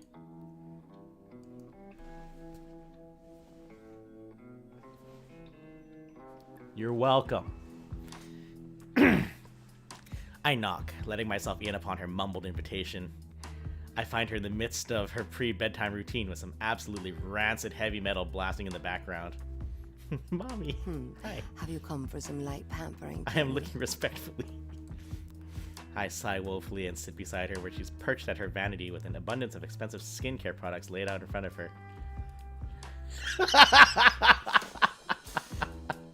I am looking respectfully. I'm not. All of which are essentially useless considering she's dead and eternally perfect, but I think she just likes to feel special. Hydrate. Oh shit. I need more water. What funny clip can I give you guys while I quickly run over to do the thing?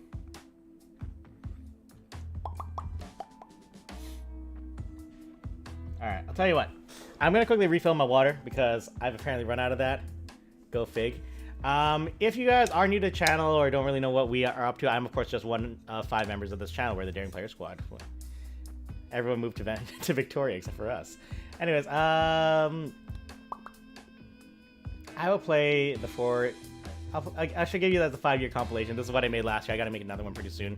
Just a little sense of who we are. We do a lot of voice acting. A lot of bad voice acting, but here we go.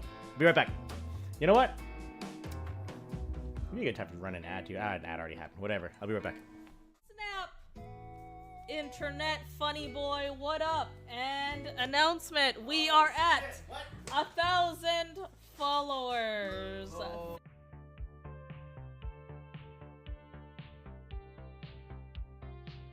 You want it? Don't worry, I'm gonna bring it. Yeah, you bring it. Yeah, I'll give it to you. me. He's gonna put it in me. Yeah, yeah. Yeah. Bah, bah. What the fuck? Okay. How dare! I've only tried. Alright, how we drawing this dick? How we drawing this dick? Okay, wait.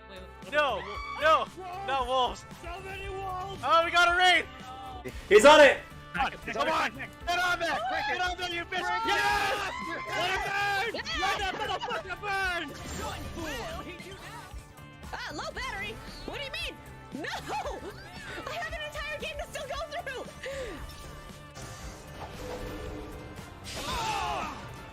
Oh, you love to see it. No! Ash! No! Like, goddamn. It is finally the credits roll.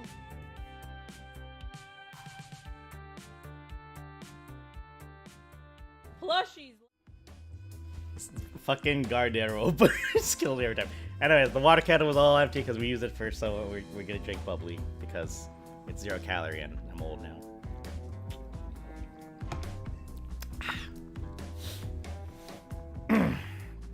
Alright, so anyways, we're talking to mommy at Valeria. Yep. Ash has a tattoo on her. She has a sleeve with flowery looking things too. Not important. It's nice to do silly, mundane, little human things when you've been alive as long as her, I guess. Something like that, yeah. She takes one look at me and frowns, reaching out to roughly pinch one of my cheeks. Ow. Oh, look at you. All pathetic and sad. It's okay, baby fangs. Nothing a little Lemaire can't fix. I'm impressed on the stability of the bra, because that would not stay up in real life without tape and shit. Gabs knows a thing or two about bras. This is true. Part 2, Valeria, didn't they teach you to knock at bitch school? The evening after our rude awakening, I wake up and dutifully make my way to Valeria's room for my first lesson. I sit on the edge of the mattress and observe as Valeria wanders her room like some kind of fashionable, half-naked specter. 4 more pallets, I'll be back in a little bit. Alright. John, hardest working man in town. Also, we're gonna save. She carefully pokes the various trinkets that line her dresser with a fingertip, apparently unwilling to start our little training session until all of them are in a satisfactory position. Or she's stalling. I know Rose's presence stresses her out. Never seen her this out of sorts before. She even forgot to brush her beloved Dennis this morning. The cat. I clear my throat. I actually did need to do that. So, what incredible knowledge will you bestow upon me to prevent my horrible, untimely murder?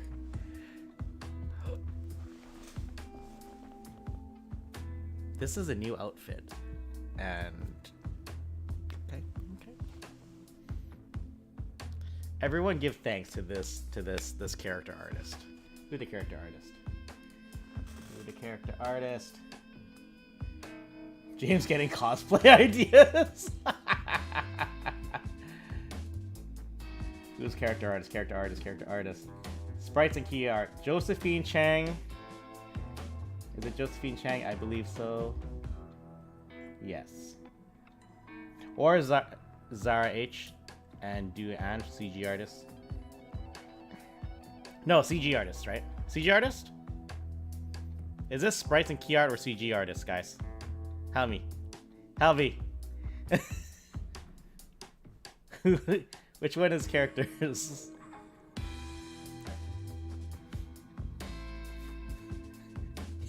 Come on, y'all are smart. Nobody should know this. Anyway, so if it's CG art, it's Zara H and Duyan. If it's sprites and key art, it's Josephine Chang. Anyways, respect to all of them because without them, we are nothing.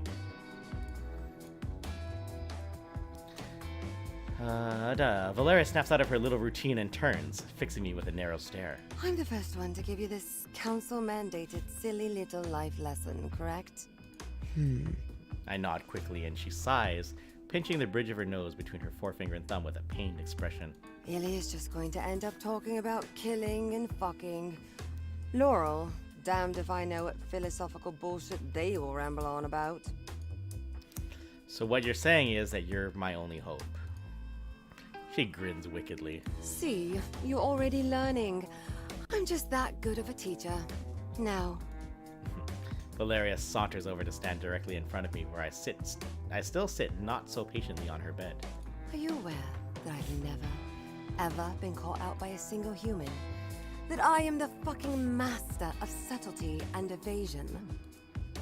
Before my brain has the chance to process what I'm doing, I laugh. Valeria sneers. I don't think she was joking. I make a point to sit a little straighter and offer her a polite smile, and her expression softens into something a little less violent, but definitely still suspicious. As I was saying, She sighs loudly, woefully. I'm really the only one in this house who has managed to fool people into thinking I'm a perfectly normal human, despite my frankly outrageous inhuman beauty and inimitable charisma. Things that humans certainly do not possess. I nod furiously. As vampires, we're susceptible to, let's say, slipping up every now and again. We are servants to our baser primal instincts, after all. Accidents happen. She reminds you of Dominique Jackson? I am unfamiliar with Dominique Jackson, but I believe you. But not for you? She hums, pleased, and reaches out to give me an affectionate tap on the end of my nose. Electra in pose. Oh, okay. Yeah. Okay. Ooh, what a clever little kitten. As someone who lived among literal gods of our kind, like Lord Dracula himself, I have a unique advantage when it comes to the art of being the perfect vampire. So you've never really been caught out? Not once? Thinking about her penchant for dramatics, I'm finding this incredibly hard to believe. Well, I have, but I immediately killed them, so it's not like there's any trace of it. Plausible deniability. Right. So that's the answer then? Doesn't matter if you get caught, just make sure you kill them if you do. Valeria claps, letting out a pleased squeal. Oof! I'm so good at this. As much as I'd love that to be the only lesson I need to take in, I know I need a little more help. Especially if whatever Tess Rose is cooking up for me includes real living, breathing humans. Something about the way she seemed to instantly dislike me tells me she isn't going to make this easy. I did call her mommy right at the start. That's sped. I have to at least try and get these three to impart some of their wisdom on me. They've all made it this far. Somehow. Maybe it's divine retribution. Like the universe is amused by the three of them wreaking havoc across the earth. Valeria's attention has already started to waver. She's wandered over to her vanity during my little internal monologue and is eyeing her jewelry box. If I don't act quickly, she could be distracted for a while. She's like a magpie when presented with something shiny. Val, do you think you could maybe elaborate a little on the whole how to act like a regular human person when you're very much not one? She scrunches up her pretty face. I mean, weren't you literally just a normal human a few months ago? Why do you need me to give you hot tips when I've been as dead as a doornail for a few centuries? She has a point. Then I realize we're approaching this the wrong way. I need to know how to be a vampire. Frankly, they've all done a shit job easing me into undead life. I think I might even be a little bit spoiled. They seem to almost enjoy caring for me, despite the fact that they never dare admit it. I think that maybe I gave them a new sense of purpose after centuries of not really having anything to focus on outside of fucking and killing. and causing a lot of property damage. I think you need to teach me how to be an upstanding member of vampire society, rather than how to act human. And who better to teach me that than the most... I stressed on the wrong word. Let's try that again. And who better to teach me that than the most experienced vampire I know? Her head whips around faster than the speed of light. I got her. Hook, line, and sinker. I'm sure you have so many amazing stories to tell me that could serve as great life lessons. Oh. You know what? You're right. I do. So many. So many. Delivery. She stands, her hips swaying with a little bit of extra oomph as she stalks towards me and prods me in the sternum. Buckle up, baby fangs. I'm going to make sure no one has ever vampired the way you're going to vampire when I'm done with you. Hey.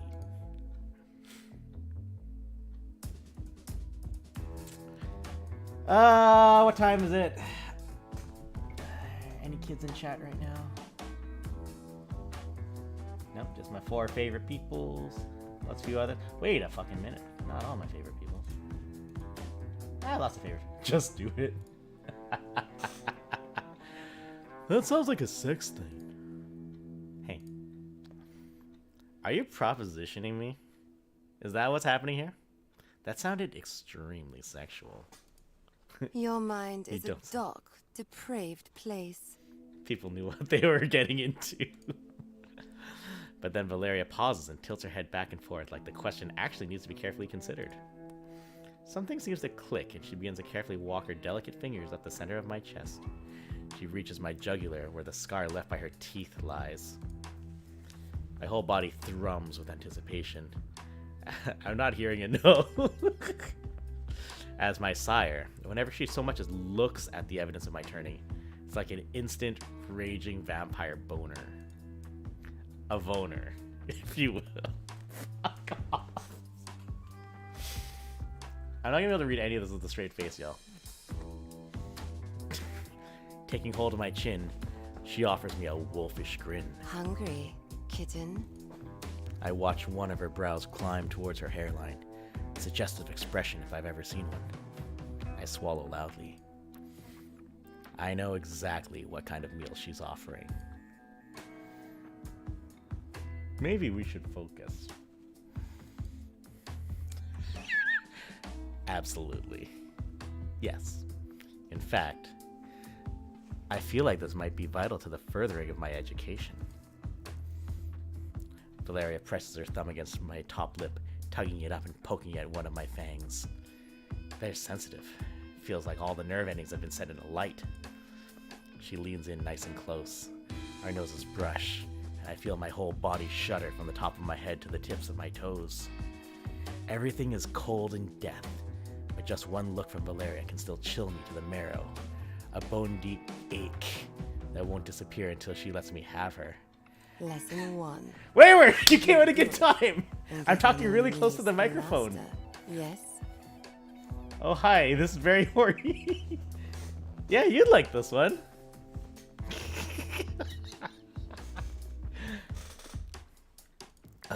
She certainly doesn't need to tell me twice.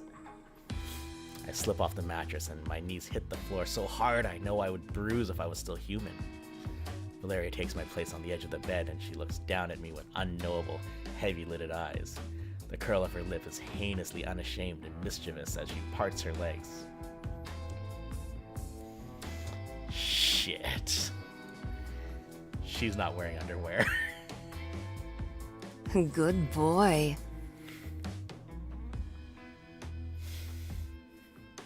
When I finally come up for air and Valeria's, well, come. I don't really feel like I've gained any knowledge apart from how important it is that vampires don't need to breathe. Fuck me. Sometimes you gotta roll the dice, you know? I am hollering. Mother, please. Valeria lies malleable and sated on the bed. A sign of a job well done. and I push away the feeling of smugness that washes over me and rise to stand. Maybe now that we've had some fun, we should actually take this seriously. I can't do that if I'm dead. This seems to rouse her from her post-cunnilingual haze. There's so many things I've never had to say on stream before until tonight. You're welcome. She sits up and fixes her skirt. I guess. Valeria taps her finger against her chin, seemingly deep in thought. If I know one thing about that psycho bitch, she's not going to make this easy on us. She'll put you in the worst possible situation to test your limits. Like what, exactly? I don't know. Lock you in a room with a horde of delicious, bleeding humans on the brink of death and tell you to keep your fangs to yourself? That's weirdly specific. She shrugs and stares me down. Do you think you could control yourself? I only need to think about it for a second.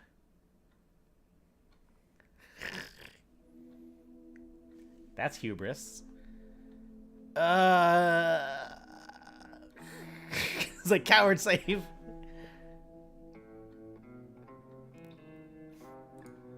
Let's just assume that we can't. No, I don't. At least I haven't been exposed to enough humans to really know if I would be able to. She hums, tapping her chin again. When I was first turned by my traitorous rat of a husband, he kept me away from humans for what felt like an eternity, minus the ones he would bring me to feed on. When you think about it, oral must be super important in vampire communities. Lack of blood flow means no erections, so mouth stuff and toys.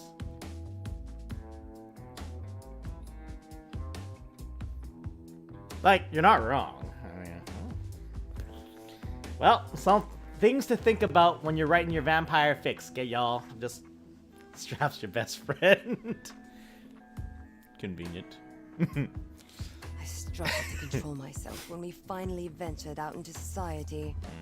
Everything is so overwhelming when you're freshly risen. The colors, the noise, the smell of it all, that life buzzing around you. Like an all-you-can-eat buffet. You think that because you hold all of this newfound power, you can get away with murder. But there's nothing more dangerous to our species than a sloppy vampire. So how did you manage? As you know, all of our senses are heightened, and so is our strength. But that also means that if you push past the bloodlust and desire, you're capable of incredible control. So what the fuck happened to Ilias? Valeria laughs, her shoulders shaking. Illy was born in a much different world, kitten. He didn't have to control himself. He might have caused us more than a few problems over the centuries, but it's a little late to change him now. You wouldn't anyway, right? She shakes her head. Imagine how fucking boring life would be if that big meathead was tame.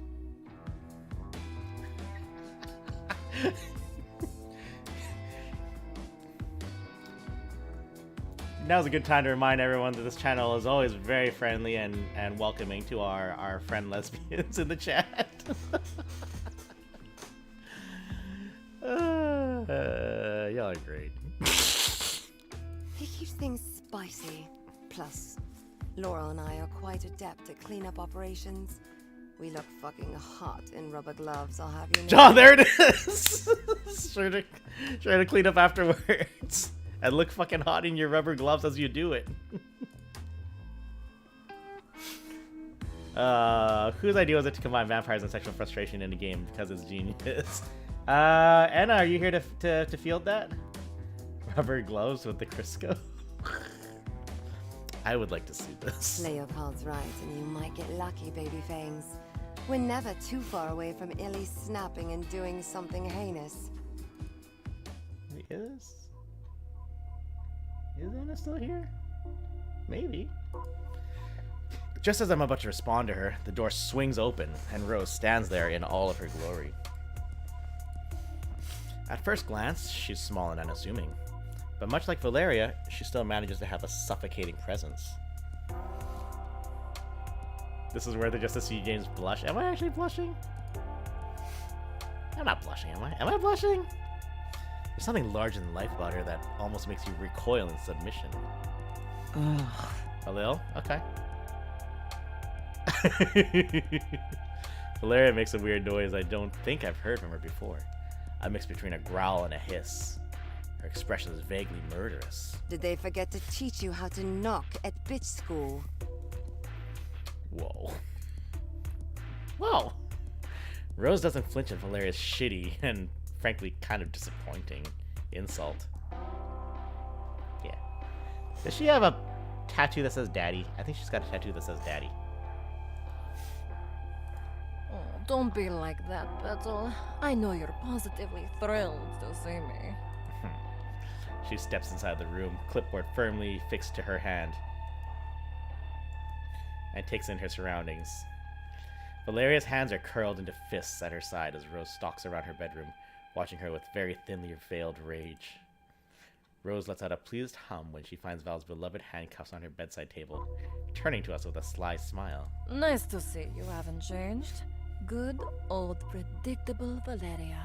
Damn. Bougie sellout. Bougie sellout!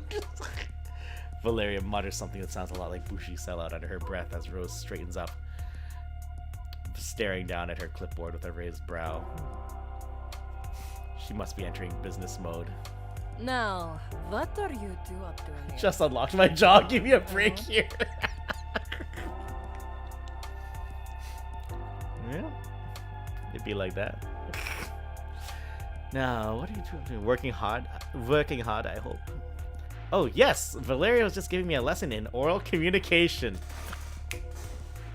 Yeah, alright.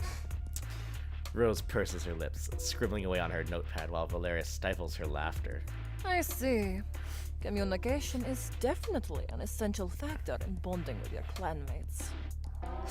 Of course. Oral is very important. Baby Fangs here is quite adept at it. Note that down. 2 for 2. Right. And what other almighty wisdom are you gracing the Fangling with? Etiquette! Rose doesn't even try to hide her amusement. Is that so?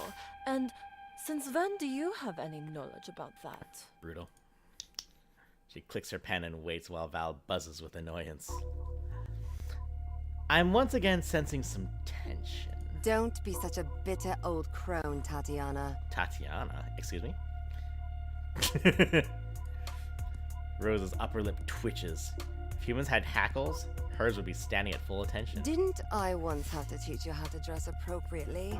So you wouldn't look like a hot mess in front of Vlad and be thrown out of the castle? Oh, she's one of the OGs. Maybe you should show me a little respect.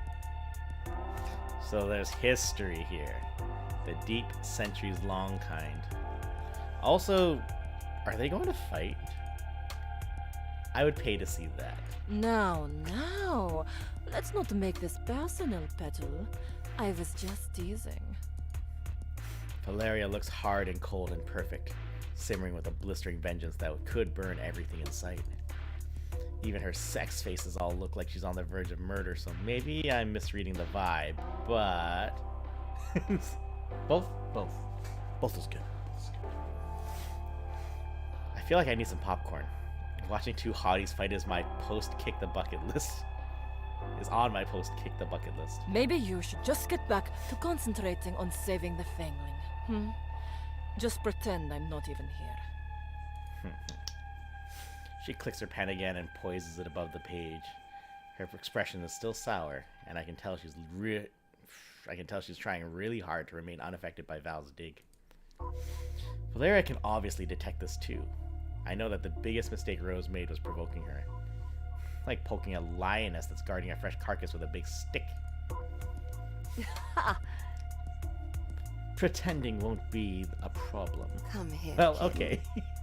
Oh shit. Valeria beckons me over. She laces our fingers together, drawing me closer, and while she is arguably the most physically affectionate of my clanmates, I get the distinct feeling she's putting on a show. She drags the back of her finger over the apple of my cheek in a gentle caress, her face softening as she looks at me. How well do you remember the night I turned you? I swallow as her finger finds my scar again, the intimate touch making my body tremble. If I'm getting quizzed on this, I played this a while ago, so fuck me. My whole body thrums as my sire, whenever she so much as looks at the evidence of my turning, it's overwhelming. Oh, you know, yeah, pretty well. Not like it's burned into my brain as the single hottest thing that's ever happened to me is the most replayed memory in my spank bank or anything. She hums, pleased, and then she makes pointed, direct eye contact with Rose. I notice that the other vampire is watching us intently, her expression one that I can't quite decipher. It's either extreme thirst or extreme anger. It's difficult to tell with her. Welcoming someone new into a relationship as intimate as one between vampires isn't something to be taken lightly. But when we laid eyes upon you, well, we just knew. It's a fucking lie. I had to try that 5 times before you stopped killing me. Hydrate, that's a good idea. Thank you, John.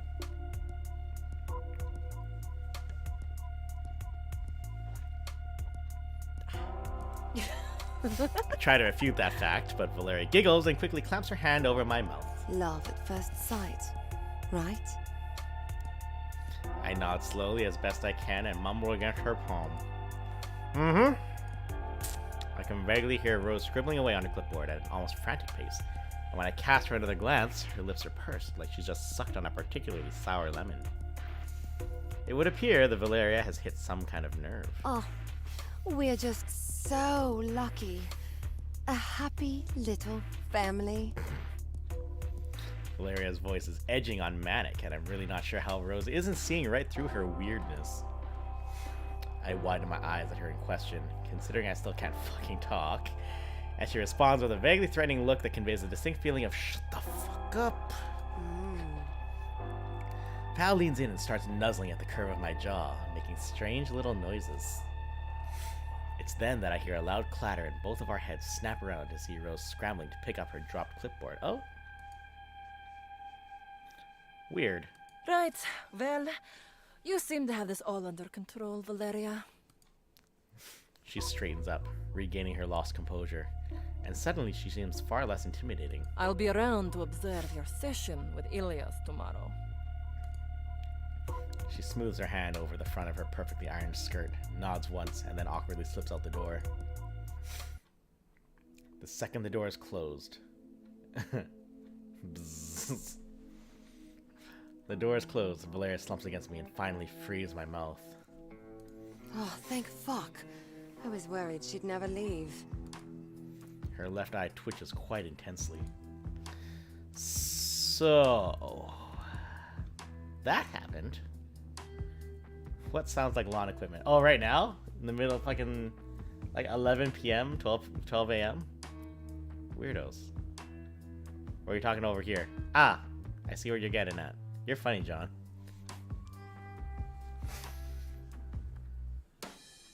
Don't look at me like that, kitten. I did what I had to do. Coulson almost voiced one. Not quite, but that's the canon we're sticking with. Love at first sight? I playfully reach for her, making kissy noises. She groans and swats me away, her face scrunched up into an adorable little pout. Piss off and die. No. Funny, I remember it differently. More like wanting to tear James apart limb by limb at first sight. Mm-hmm. Yep. Gabs knows what's up. Technicalities. Have you never heard of taking creative liberties, kitten? A little embellishment never hurt anyone. What's your history with her, anyway? Valeria shrugs, a little petulant. We fucked once. Is that it? I mean, you don't have to tell me. But she does seem to be holding a whopper of a grudge, considering she's the one who says if I stay dead or die. You gotta get the quiet minis. Are they like super quiet? I'm gonna take your word on it if they're super quiet, because for about 25 years in a row.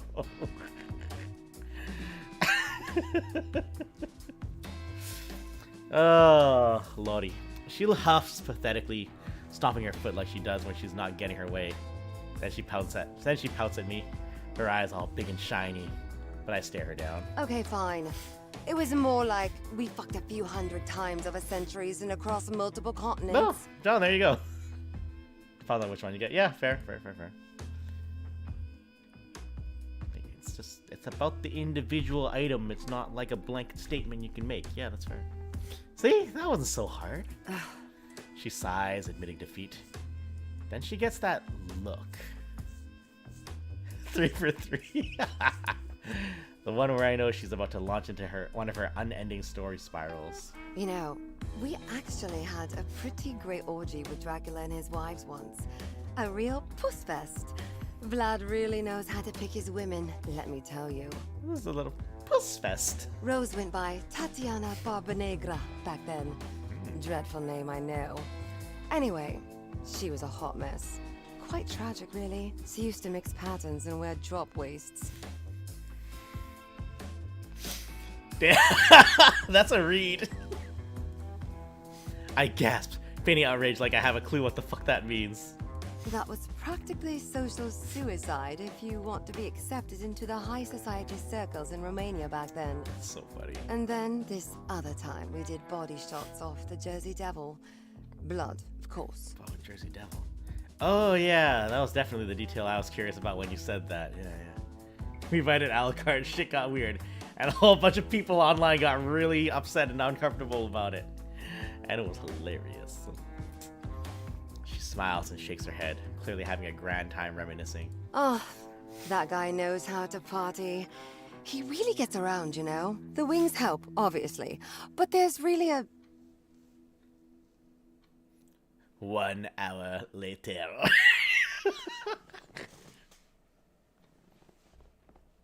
So I said, get back here and finish what you started. So she did, and we had the most wonderful threesome in the woods. Just yada yada yada, I'm really tired today. I thought Carmilla died in the end. She looks at me like I've grown another head. Though with all the cryptid fucking I've just learned that she's done in her life, I don't think an extra head or even multiple appendages would shock her. This isn't one of your silly little stories. Last I heard, she was definitely still alive. I think she lives in Queens. Right. Okay. So, basically, you and Rose meet up once or twice a century and have depraved sex with a host of different notable historical figures and or cryptids. Yeah. Yeah. So why is she so pissed at you? Sounds to me like you had a great time. You might not know this because I'm quite a humble person. Uh-huh. But I am quite fond of being lavished with praise. I bite my tongue. If this was an episode of The Office, I would be staring blankly into the lens of the camera right now. I definitely haven't noticed. You're very subtle about it, if true. Well, after our little summer-long fuck fling in Venice back in the 60s, she turns up with my name tattooed on her thigh. That was her name on the thigh. She yeah. told me that she was ready to commit to that bomb Valeria pussy for eternity. The added flair of air quotes at the end there adds a super effective layer to her storytelling. She sighs woefully. It's true that once you've had a taste of Valeria, there's no going back. Poor darling was totally smitten. Good times. I'm used to breaking hearts, but I've never known anyone to be quite so pathetic about it. I really despise desperation. It's why I love Laurel and Illy so much. They don't chat any of that sentimental shit. Damn. So you left her? Valeria scoffs like she's both outraged that I had the audacity to ask, and all too aware that she did a kind of a shitty thing. Yeah, and what about it? She gets all get. I mean, you could have let her down gently, maybe? I would also be devastated if you blew me off. She looks mad. Because you're so perfect, and I think I would rather die again than navigate this unlife without you. Like, I totally understand the Trojan War now. A little thick on the drama, but you're learning, baby fangs. No. She flops back on the bed, staring up at the ceiling. Thank God I dodged a bullet. I mean, look at her. She waltzes around with her perfect tits doing mundane tasks like, I don't know, slashing vital funds from budgets, making us pay taxes, jizzing herself over the power trip. Ugh. Oh, hold on. I don't know. Hold on. She made a Slashing noise. vital We're not funds missing from this. budgets, making us pay taxes, jizzing herself over the power trip. Ugh. Nice. Graphic imagery. She definitely looks like the type to be up for some majorly sexy policy violation, though. Valeria continues to lament, blissfully ignorant to my attempt at contributing. She just gets paid a meager wage to have a stick up her tight, perfectly waxed asshole. She used to live such a glamorous, depraved life. Partying all night, murderous rampages, shopping, fucking to her heart's content. Valeria sits up so fast she scares me. She looks startled, or maybe like she's having a mid-immortality crisis. This game is rated E for everyone. Yeah, Wayward, we'll, if you missed that bit, we might need to clip that for later. That shit was funny. Fuck. What if that happens to me? What if I wake up one day and have the urge to... She shoves her hands in her hair and pulls out the strands dramatically. become a fucking bureaucrat? Oh, What if that's why she's here? To indoctrinate me as revenge for breaking her poor, pathetic heart. Brutal. She begins pacing, and I get the distinct feeling that we've gone so far off course that I don't think we'll be able to find our way back.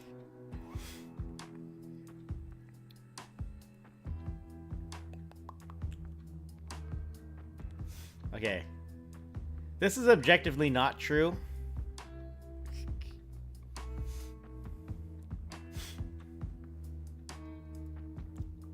We're gonna go with this for now. I'm pretty sure she's actually here to ensure my murder. Remember that whole situation? If we could maybe get back on track with trying to prevent that, please? Valeria stops in her tracks and casts me a pitiful glance. You're right. Val, please... Wait, really? I'm pretty sure that's the first time I've ever heard Valeria say those words. To anyone. Ever. I almost feel like I should retrieve Laurel and Ilias to immortalize the moment. It's unlikely to happen again. Valeria gets close to me and tenderly cups my face in her hands. I try not to be tense, but historically she is a particularly volatile woman. I don't want you to die. That's nice. Thanks, Val. She smiles sweetly and something in my chest flutters as her thumbs brush over the apples of my cheeks. You're welcome.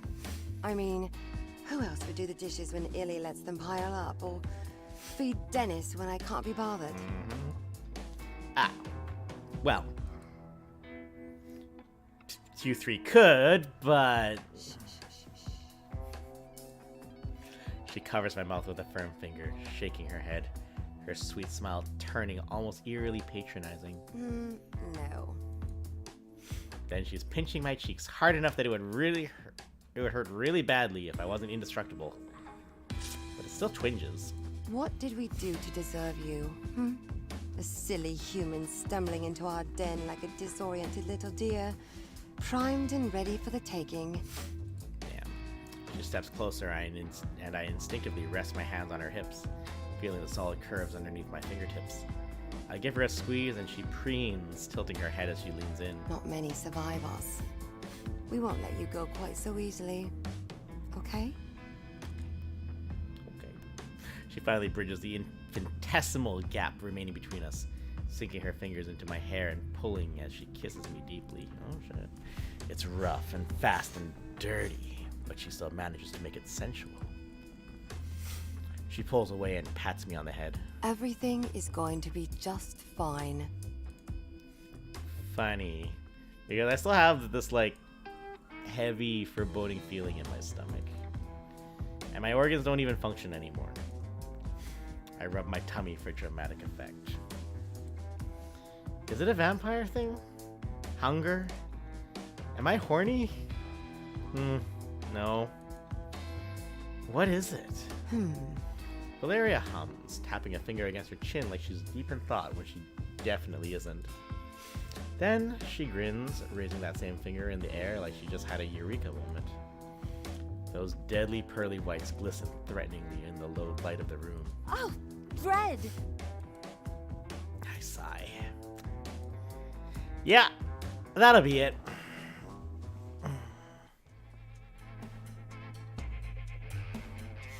Welcome to the real world. I've been killing for millenniums.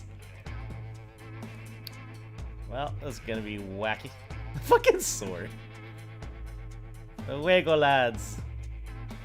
Alright. First things first. Bap. Another day, another lesson. Let's see. It's been about 2 hours. We're at part 3. I mean, we could try to get to the end of one of these, but we'll see. I'm doing some video editing for school. Oh, nice. Actually, that was one nice thing. Seb, our friend who we stayed with, that guy you know, wonderful guy, fantastic YouTuber. He recommended a video editing app for mobile. So maybe those Instagram reels will be coming out a lot faster and harder. I still need to try it out, but I'm excited. Because man, that content creation, am I right? You know? Goddamn. Another day, another lesson.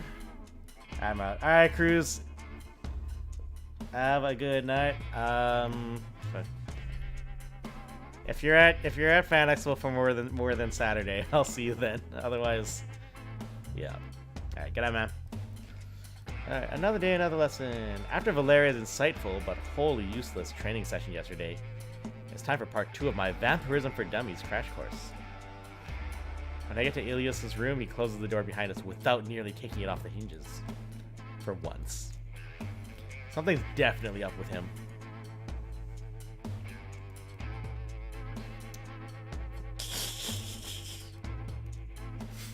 He looks at me with a frown, his handsome face marked by an expression that seems to suggest he's burdened with thoughts far too complex for that brain of his. Ilias is normally so cheerful. It's shocking to see him like this. What's wrong, Ili? Ilias bares his teeth, angry. Ah, that damn council! Bunch of egghead nerds telling us what to do? Like we're not superior fucking beings!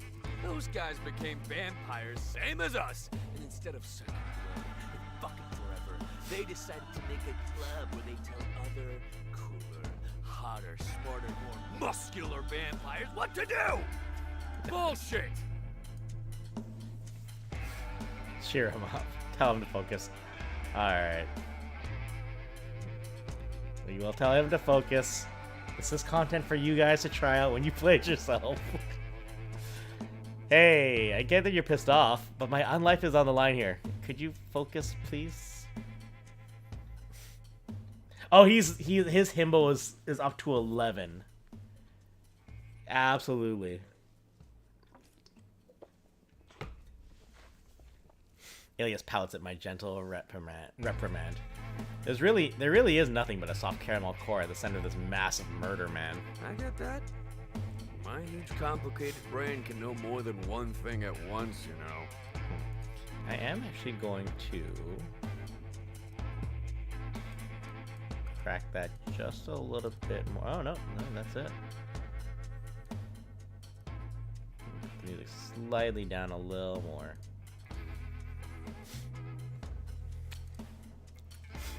I know it. Let's get down to business, though, okay? This is important. Ilias nods, seemingly back on track. His words about the egghead nerds are still sticking with me, his anger level specifically. So, anyway, why is it all bullshit exactly? This council stuff really bothers you, huh, buddy? What? What do you mean, why? Let's just unpack that. What's bullshit about this situation? Let's unpack that. You sound like Laurel. But we love Laurel. Yeah, we do, but that's Laurel shit. Don't do that. I just meant like, let's think about why this bothers you. I didn't become a vampire to think. Didn't you tell me you didn't even have a choice? Exactly. My muscles got me here, and they're gonna get me out of this. He begins flexing furiously, as though that would help in some way. When nothing happens, he looks at me expectantly. Compliment him. Wait, quietly finish. You know what? I entirely just heard Oral instead of Laurel. You know what? Let's let him. I watch Ilias flex, waiting for him to finish. It's an impressive sight, certainly, but nothing new, and we do have work to do. When I don't fall to pieces over his flexing, he stops, frowning. Aw. Yeah. Well. He clears his throat. Calm down. I know you love this, but we've got shit to handle, so... I look at him, stone-faced, and he bites his lip, one fang cutely poking into his lower lip as he tries to take back control of this moment. Anyway, guess we better get to work or whatever. Ugh. What did you and Val do when you were with her? She taught me vampire etiquette. Etiquette? Ilias frowns. Yeah, etiquette. You know, the rules of being a vampire. Like blending in, not getting caught by humans, how to be an upstanding member of vampire society. Well, she kind of did. Ilias' face twists into an expression not unlike one you might see if you just invited him to play a rousing game of chess. So, all the boring shit you don't need to bother with. Right, okay. I'm gonna talk to you about the best part of being a vampire. Outside of being hot. Living forever and being... Oh, no. Alright. He pauses for dramatic effect. Murder. I feel like that's kind of covered by being good at murder. And here's the thing. It doesn't just feel good. Getting away with it is easy as hell. It is? He gives me a devious grin, capping his temple as he does. And I know he's about to say something that is the exact opposite of what his expression suggests. Human bodies disappear all by themselves when killed by a vampire, as long as you kill them well before sunrise. I'm sorry? What? Nobody ever talks about it because they don't want the secret to get out. But it's an emergency, so I'm going to tell you now. Ilias, I used to be a human until just recently, remember? And I watched more true crime documentaries than you can even imagine. That is 100% not true. Not even a little bit. Ilias shakes his head with a pitying sort of expression on his face. Oh, sweetie. So innocent. So naive. This is probably so shocking to you to hear. But it's true. Have I lost my mind? The hell is he even talking about? He's so certain I'm almost starting to second guess some extremely basic facts. Look, you want me to show you? Because we can just go outside right now. Bro. I mean, yeah, actually, there's no fucking way. I didn't stress that properly at all. That should have been, I mean, yeah, actually. There's no fucking way. There's no fucking way. There's no fucking way. There we go. That's the one. That's the one. Bank that one. Cut it. Check the gate. That's video. That's not audio. Don't worry about it. Ilias shrugs, opening the door and picking me up, slinging me over his shoulder. Stop, T. No. Put me down, weirdo. Ilias doesn't pay me any mind, walking downstairs and out the front door. He doesn't let me down until we've gotten to the street. I glare at him, but he just shrugs. I'm faster than you, and this is an emergency, right? Doesn't mean you need to carry me like a sack of potatoes. Yeah, potato, tomato. That's not how that's saying. Shh. Listen up. I'm about to drop some knowledge on you. Ilias sniffs the air, inhaling deeply and exhaling with a sort of growl. You're Smell that? There's a delivery boy. Everyone does. Here. I sniffed the air, but unfortunately, while becoming a vampire has sharpened my senses, I can't quite compare to Ilias, especially not on a drizzly night like this. Oh, yeah, totally. It smells like real delivery out here tonight. Totally smelling that. He's just down the street that way. I'll bring him back here so you can see what happens for yourself. Watch and learn. He's gonna kill a delivery boy right now. I watch as Ilias goes tearing ass down the street. We don't get out nearly as much as we should. Or shouldn't? Should vampires get out? So it's been a while since I've seen him do this. It's always a terrifying sight to watch him work, even as a vampire.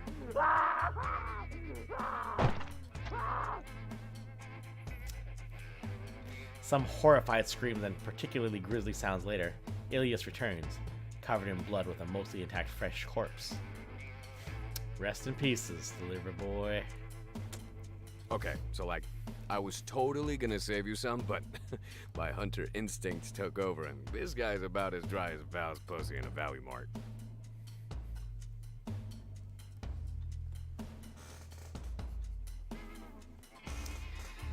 Damn. Damn. You're really getting colorful with your imagery, Illy. Look at you. I know. It's all that fucking fan fiction you keep reading to me before bed. Ilias grabs Ilias grabs the end of his tank and wipes himself down before depositing the remains of the once delivery boy in the front yard. He takes my hand, leading me over to the hedges to hide. And now, we wait. Holy shit. I really don't think we're going to see anything. Every time all this kill me. Places a meaty, calloused finger to my lips. I don't know what he thinks is gonna happen, but I decide to humor him. It takes about 10 minutes before I hear the sound of Laurel and Valeria. Let's try that again. He's a murderous Kronk. It takes about 10 minutes before I hear the sound of Laurel and Valeria's voices inside. It sounds like Laurel saying, Not again. I thought you had a talk with him about this. I did. But you know, he's showing off, so everything goes out the window. Get the gloves then, for fuck's sake. Ilias giggles next to me. Laurel and Val are gonna see it too. Just wait.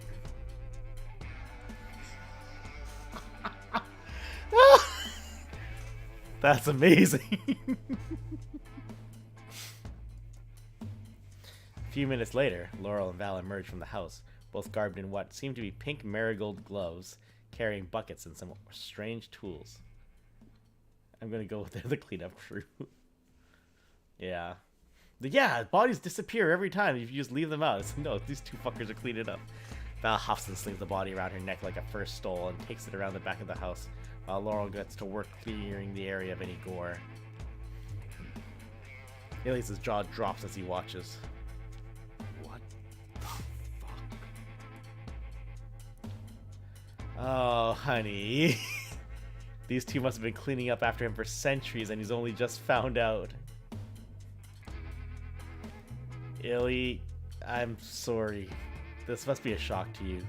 Laurel and Valeria are sabotaging me? What? There's no other explanation. They're haters. I knew it all along. Valeria looks right at Ilias as she walks into the house, acknowledging his obvious presence for the first time with the roll of her eyes. This wonderful one-brain cell man. Illy, darling, this is all very cute. But do you mind getting a move on and bestowing baby fangs with your great knowledge before Miss Dickhead cuts the kitten's little head off? I've got so much to go over myself, and time's running short. No more field trips, okay? Oh, we're dead. We're so dead. Ilias watches his housemates / partners walk into the house, his jaw still dropped.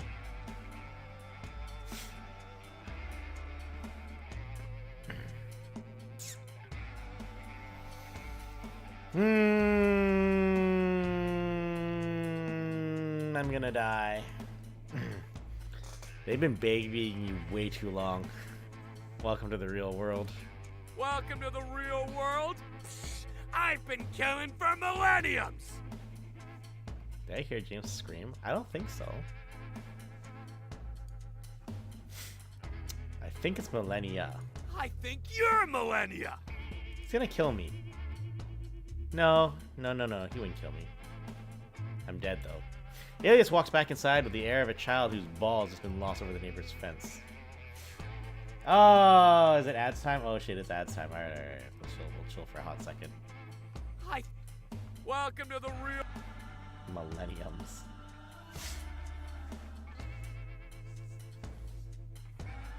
Okay. I think we're back. Are we all back? Hello? Welcome back. Alright, so Alias walks back inside with the air of a child whose ball has just been lost over the neighbor's fence. I just hope he shakes his funk sooner rather than later. We've been at this for some time and I haven't actually learned anything useful yet. This can't be good. Alias heaves a sigh, contemplating the nudes on the wall like they might contain the secrets of the universe. I ought to ask him something to see if I can get it back on track. Hey, Ilias. Knock on the door and jolts us both. Oh no, it's her! No one in this house ever had the courtesy to knock. What do you want? We're trading! I'm coming in. It's not a question or even a warning. Hello. The door swings open and in walks Rose, current thorn in our sides and massive fucking distraction. Ilias whips around to look at her, his voice a growl when he speaks. Is that any way to talk to the woman in charge of whether your little fangling lives or dies? Just say whatever the fuck you were gonna say and get out already. I'm here to observe, Ilias. Did you already forget what my role is? Do not fool yourself into thinking I'm here by choice. Oh, well, whatever. Just stay out of my way. Oh, I wouldn't dream of getting in your way. She clicks her pen obnoxiously, holding up her clipboard and writing something down, quite obviously here specifically to get in our way. Alright, have fun with... yeah. Alright, Meta Baby, thanks for coming by! You one of the good ones, as you know. So, yeah, good night. Talk to you later. Bye-bye. Bye-bye. She clicks her pen obnoxiously, holding up her clipboard and writing something down, quite obviously here specifically to get in our way. Just proceed as if I'm not even here. Fine. Ilias seems rather out of sorts, but I can't let Rose throw us off. Oh, where was I? We were just talking about murder, right? Ilias snaps his fingers as if I just had some great breakthrough. Murder! Yeah, murder. I can feel Rose's red gaze burning a hole in me and it makes me nervous. I better make sure he doesn't bring up the literal murder he just committed. Since we've already discussed corpse disposal in great detail, maybe we should talk about something else? Okay, yeah, nice. Maybe we should go over to the fun part then. The fun part? How much to kill your target. Oh. Makes sense.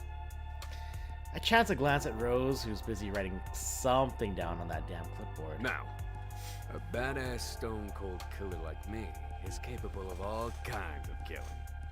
But just because you can, doesn't mean you should. Wow. I'm shocked.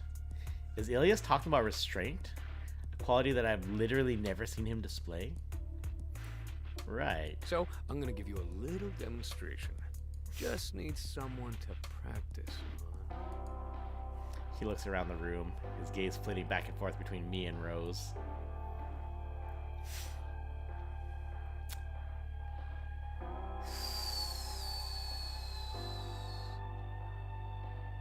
That would be hilarious, but let's try to not die.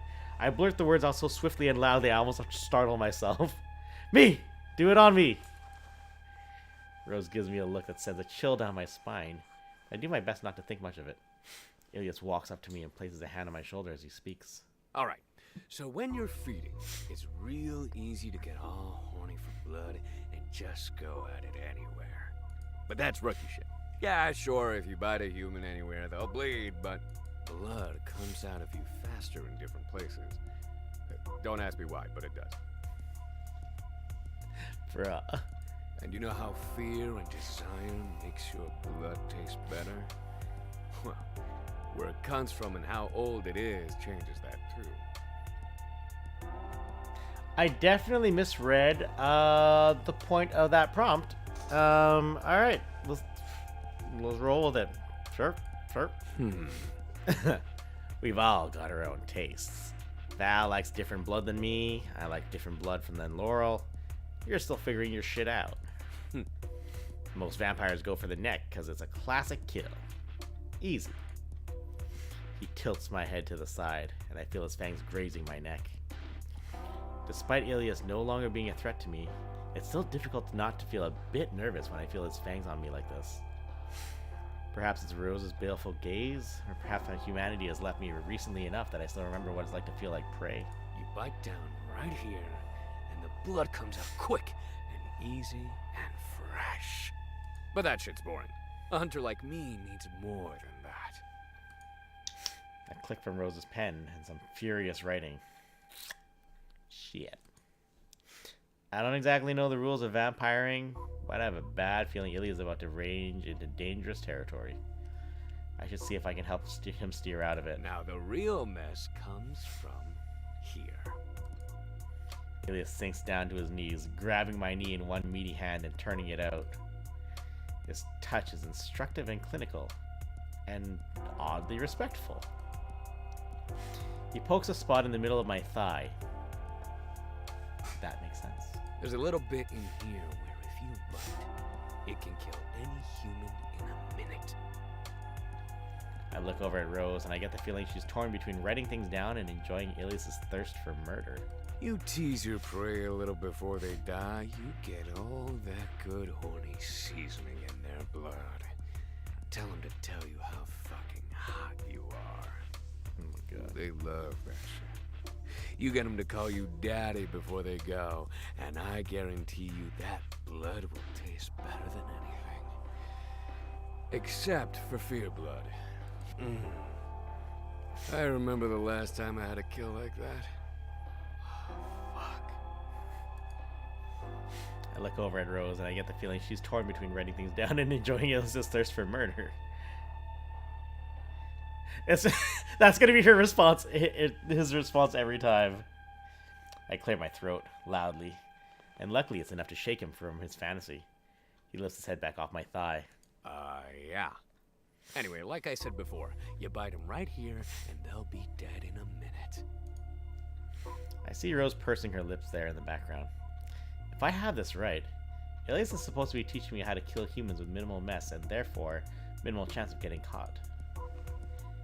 If it kills them in a minute, it must mean it'll make a huge mess. Exactly.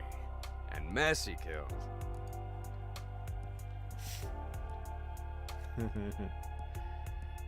Look way cooler. Our bad idea.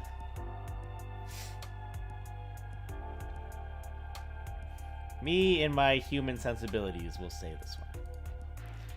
I almost shout to make sure I'm heard over him. Are a very bad idea for a new vampire. Best left to the professionals who know how to hide their tracks. Right, Ilias?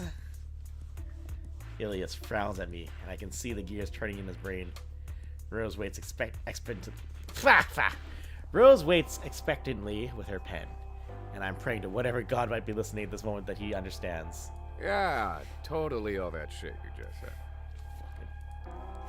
He doesn't seem to get what I'm driving at, but I think I must seem so insistent that he's just going to humor me. Rose circles something on her paper, and with another obnoxious click, puts the pen down. I exhale, releasing all the tension I've been holding. I think I've had enough.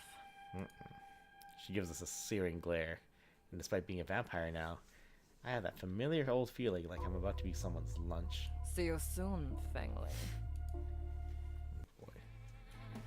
Rose saunters out of the room, clipboard ever at her hip. Ilias exhales loudly when she leaves, finally getting back to his feet. Can I ask what the deal is with you and her? Duh. I already told you, we fucked. I heard you the first time, and trust me, as a person who has to fix your computer every week, I already know exactly how you feel about MILFs. So what's your history with her? Did you guys date or something? Ilias purses his lips, thinking. We didn't, like, date. But she keeps showing up when I least expect it. It's like she knows when I'm alone and vulnerable. Well, his face went all vulnerable.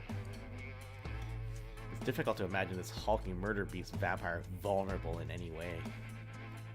What, like she takes advantage of you? That seems unlike you. It is unlike me. I'm a fucking monster! Ilias bares his fangs into display, presumably intended to remind me how terrifying he is. It kind of works. Unfortunately for him, I think I've been his housemate a little too long. But she just... It's like she knows me. Well, go on. Okay, so like, you know, Laurel and Val and I do our thing every now and again. A hunter like me needs to get out there and hunt without a bunch of rules and shit. And those guys are great, but they just slow down. Yep. You can't kill 20 people and leave their bodies all over the street, Ellie. Whatever. Bruh. And neither of them is into Juego Lads, which makes zero sense. I mean, have you heard the crap Laurel listens to? It's like noise. It's just fucking noise. Juego Lads. Now the Juego Lads, that's fucking noise. He seems very proud of this one. They don't really tour that much these days. Oh, but when they were at their peak 30 years ago, I saw them in Las Vegas. He sighs pleasantly. Las Vegas, man. What a town for a vampire. So much stupid prey at night. So many suckers inviting you inside. Anyway, Juego Lads were playing a set at midnight, so I had to be there. Picture this. Glow sticks and sexy, sweaty bodies wearing almost nothing, all moving to the Juego Lads beat. Wish I could have been there. Ew. Actually, you know what? I'm gonna be nice. Ilias looks at me as if I just said something mind-meltingly sexy. You start talking like that, and I'll never get the story finished. I'll take you someday. Oh, yeah. Just imagine me, you, the pounding bass, and all those warm, blood-filled bodies all around us. We take in the music, and then I take you. Oh, shit. He gives me that fanged grin that makes me go weak in the knees every time. Oh, boy. Anyway. Someday. But yeah, you asked, so back to Rose. I was losing myself in the Juego Lads. And then I see her. The most perfect little raver girl I'd ever laid eyes on. It's Alejandro? Which Alejandro? Yeah, because you missed the credits at the beginning.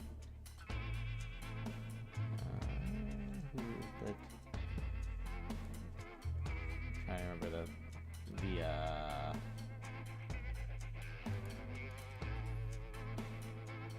who he's.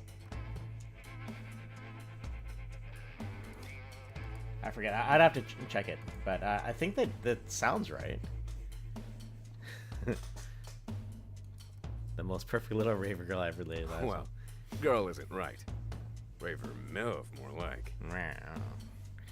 Raver MILF kind of sounds like a pulp horror series. Oh, okay. Yeah, I think so. Let me see here.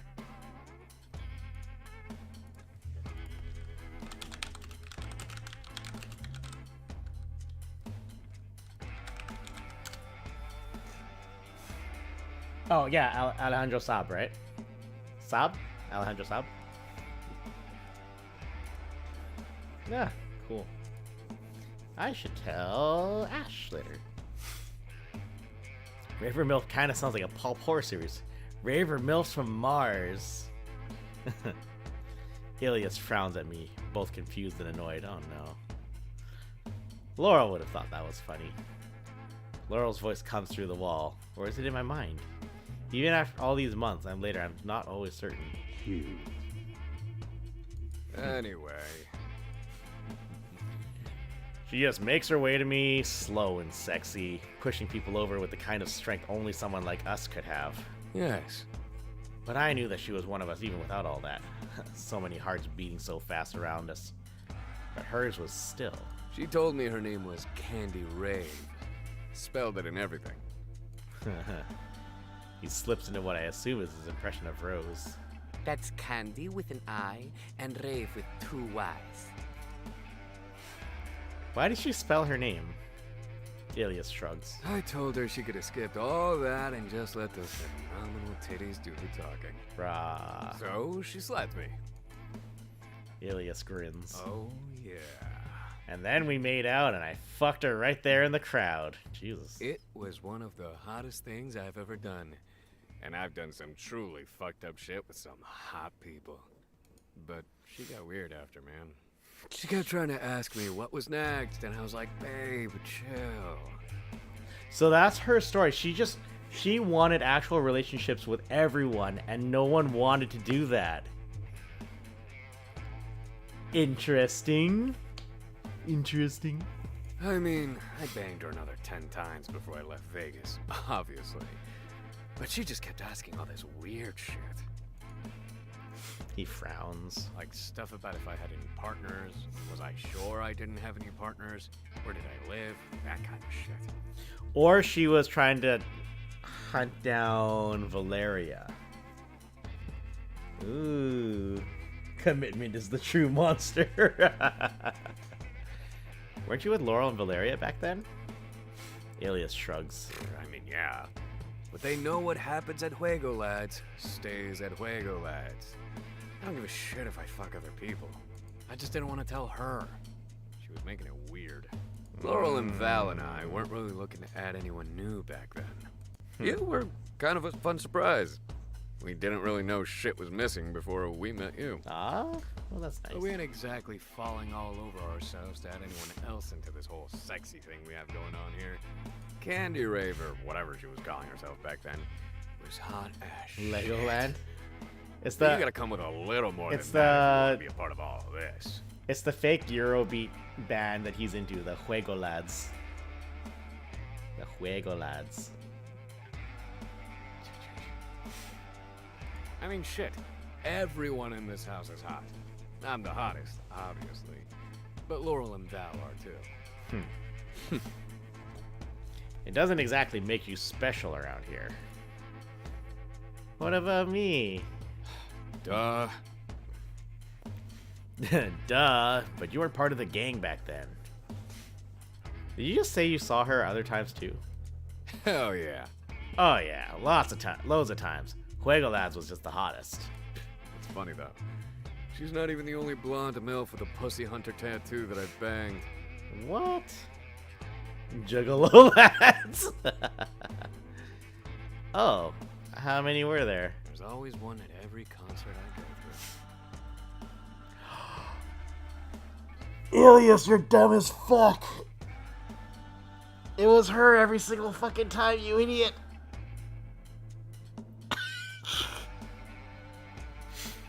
Oh, honey. One brain cell. Illy, are you sure that wasn't just her? Oh, no way. Yeah, different names.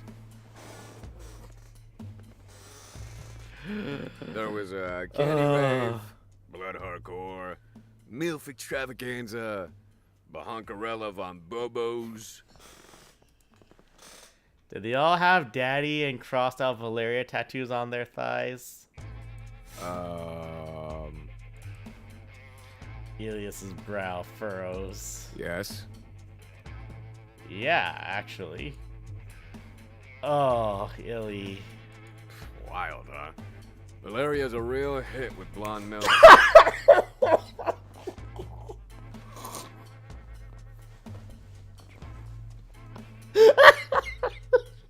Fuck. Oh, just you put that face on him too. I don't have the heart to tell him Rose has definitely been a part of all his concert experiences. What a coincidence. You said she keeps showing up, though? Yeah, she pops up a lot of weird places. One of the last times I saw her was on a hunt in the mountains. She dropped the candy with an eye shit and told me her name was actually Rose. Said we met at Juego Labs and that our connection was just too good to deny. But when I wouldn't take her back home with me, she got real mad. Haven't seen her much since then. Okay, no, so she was feeling a thing with all of them. I see. Sounds like Rose has been showing up to concerts Ilias is attending, with a new name and presumably in a wig or a disguise of some kind. For a moment I imagined her in a pair of those classic Groucho Marx glasses, and I wonder if Ilias would still hit it. Probably. What's that? Nothing. Okay. We look at each other in a strange silence. Perhaps the memory of Rose's awkward exit has made him feel odd. Or maybe the stress of our situation is just getting to me. Ilias breaks the silence by clapping a massive hand on my shoulder. You're gonna be alright. We won't let her kill you. Thanks, Illy. If she does, I'll just kill her. And the rest of that fucking council. Both is good. Both is good. He smiles reassuringly at me. And it's sweet in that uniquely violent way. But vengeance will bring me back to unlife. You're the best. He gives me a cheerful thumbs up. At least he's feeling hopeful. Guess I ought to find Laurel then. See ya. Hold.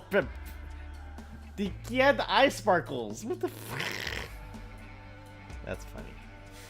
Ilias's optimism is nice to see, but it doesn't quell the nerves in my stomach as I leave his room and make my way down to the hall to see Laurel.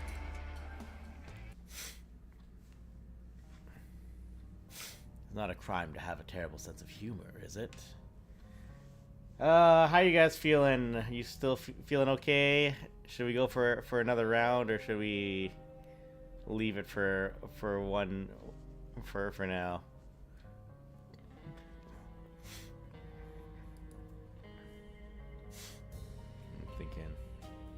I think Himbo has the biggest tits in the game. Oh yeah, absolutely does. Like, that was one of the jokes where it's like, I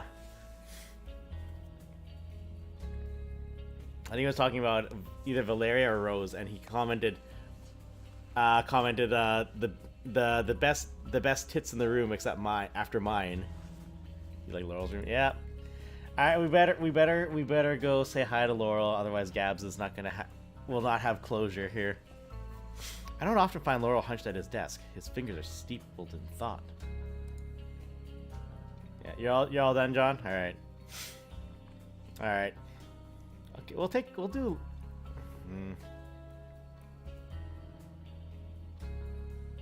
You're kind of done? Yeah. Okay.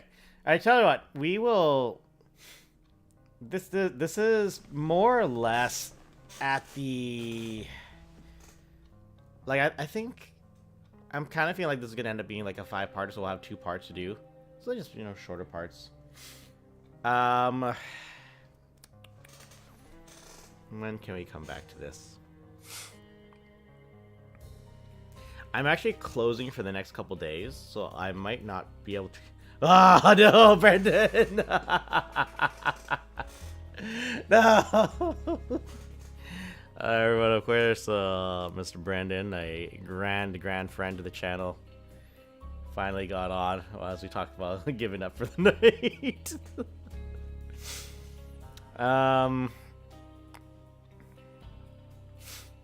Damn, new phone. Oh, you got a new phone? Hey. Shit, when would we be able to play it? Because like all our free nights is usually Tuesday, Wednesday. But yeah, I gotta do shit.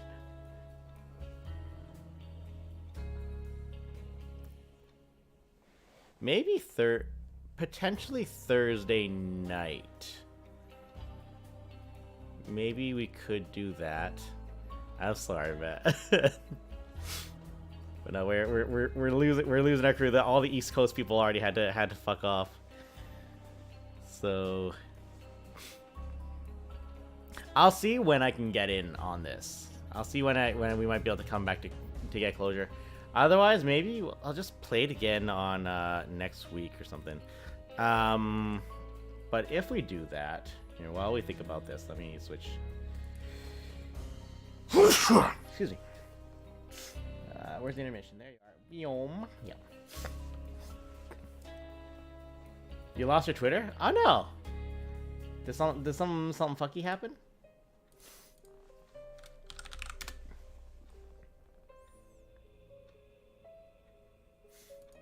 Okay.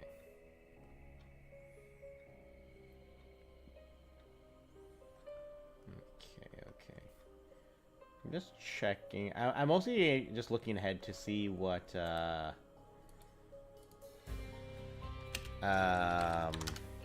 my schedule is gonna be like for the next little bit. Okay. New phone, then no password. Ah, shit. I mean, there should be a way to get that back. Although Twitter's kind of a pain in the ass right now. Okay, so my main trick was that I was intending to start a new game next week because very important to do that. So I'll tell you guys what. Also, I just realized, is that...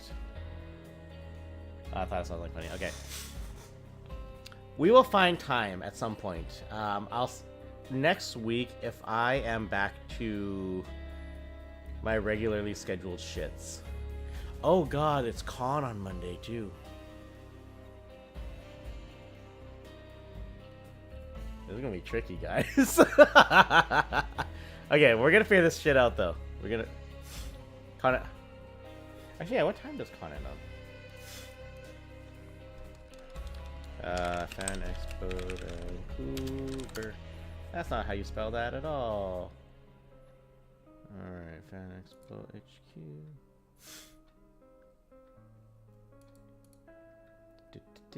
Plan your visit.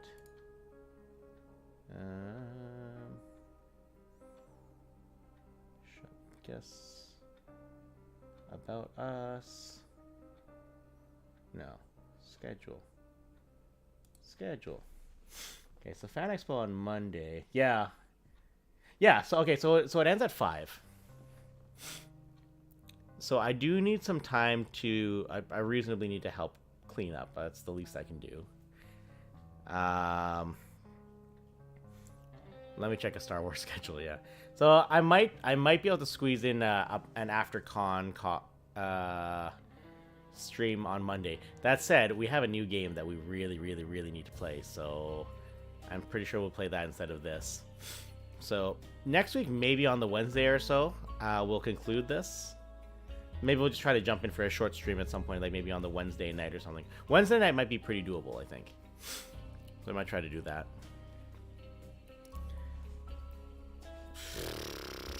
I don't know, I'm kind of tired too. I kind of want to take a break. This is my first day back to work, and after the Sunday, so I think like I don't know how much longer ago. I probably have to keep going, but yeah, like I said, I'm a little tired too.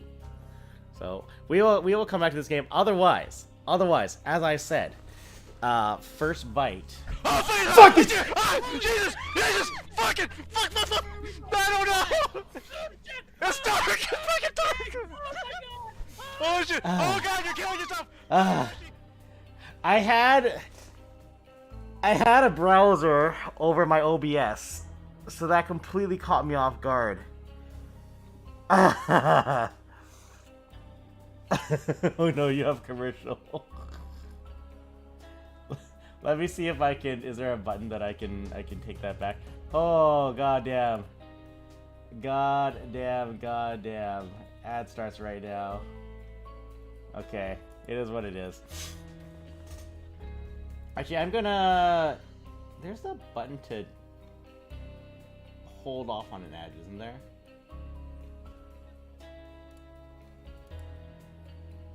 Snooze. There it is. Okay. Okay. We're gonna snooze for 5 minutes just so we can just quickly talk to Rixfies. Rixfies, hello. Welcome to us. I have this game. Does it have a family-friendly version like how Arcade Spirits is? I'm not so sure on that. I'm pretty sure this one goes pretty hard. I've been saying some very, very dirty words all night tonight, so this one could be tricky. But anyways, more importantly, shout out Rick's Feast. Is that how you do it? Yeah! Rick's Feast, fantastic streamer from the other side of the country. And they're lovely, and we like them. And I think we all kind of have general understanding of Toronto, yeah. Yep, so, yeah, no, they great. They had some good insight into a cool place to check out in Montreal that I totally misunderstood. But it's all good and fine because I'm pretty sure I got COVID over there, so I didn't really want to go out too much anyways. Even Hi-Fi. Hi-Fi Rush is fucking awesome for a bunch of reasons, and that includes the fact that one of our friends actually did some storyboarding on it. Our friend Deborah. She works at some animation stuff, and yeah, she did some storyboarding for some of the end sequences. So like, it's fucking awesome. I swear a lot more on stream than Rick's Fees does. Let's put that out there.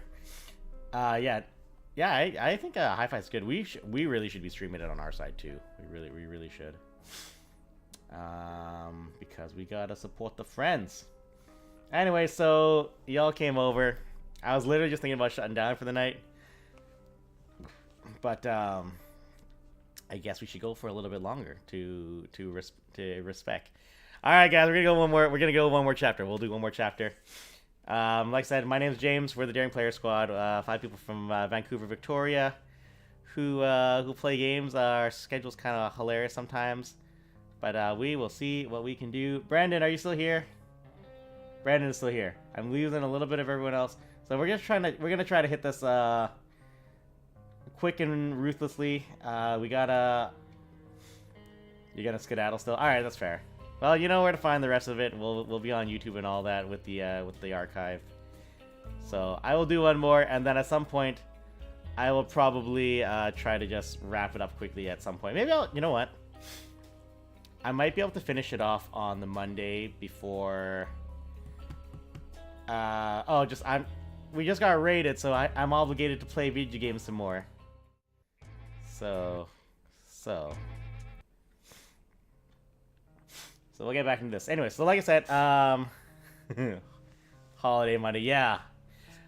No, I got con though. Fan Expo Vancouver's going on that Monday, and I gotta go to that. So I'll be done on. At whenever time I can get back, I'll try to fire this up, wrap up the last of this, and then we will start our other new game. Because Like a Dragon Ishin comes out, and I really need to play that for y'all. So, no, I'm my friend in the chat right now, Brendan. He threw me money to get this game. So you know, you everyone say thank you to him when we get to that. Kiryu-chan. But so like I enjoyed the first game. He wants me to play more, and I guess this is gonna be the one I'm gonna be playing. But also, I'm a fucking sucker for like Bakumatsu era Japan. Just that period is very interesting to me. I've watched a lot of shows about that period and all that. So I got shit to talk about. I'm of the 5 of us on this channel, I'm the one that will tangent off into like historical shit. And it's funny that happens, but it's just what I'm into. So we will probably play Ishin. So I don't know completely. Yeah, so you get it. You get it. So yeah, we'll see if I can finish this series. Anyways, so what are we playing? We're playing First Bite Bad Blood, which is the DLC to the First Bite visual novel by First Bite Games, indie developer, indie produced and distributed. Writing crew includes a member of the team that made Arcade Spirits, the game that got Arixvies and I to know each other. Yeah, Anna, right? Yeah, Anna's great. We love Anna.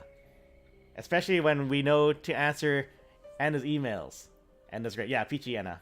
You know, they great. They are absolutely wonderful. So we are playing, so First Bite was a game about accidentally running into a house of sexy vampires and trying to not get killed by the sexy vampires.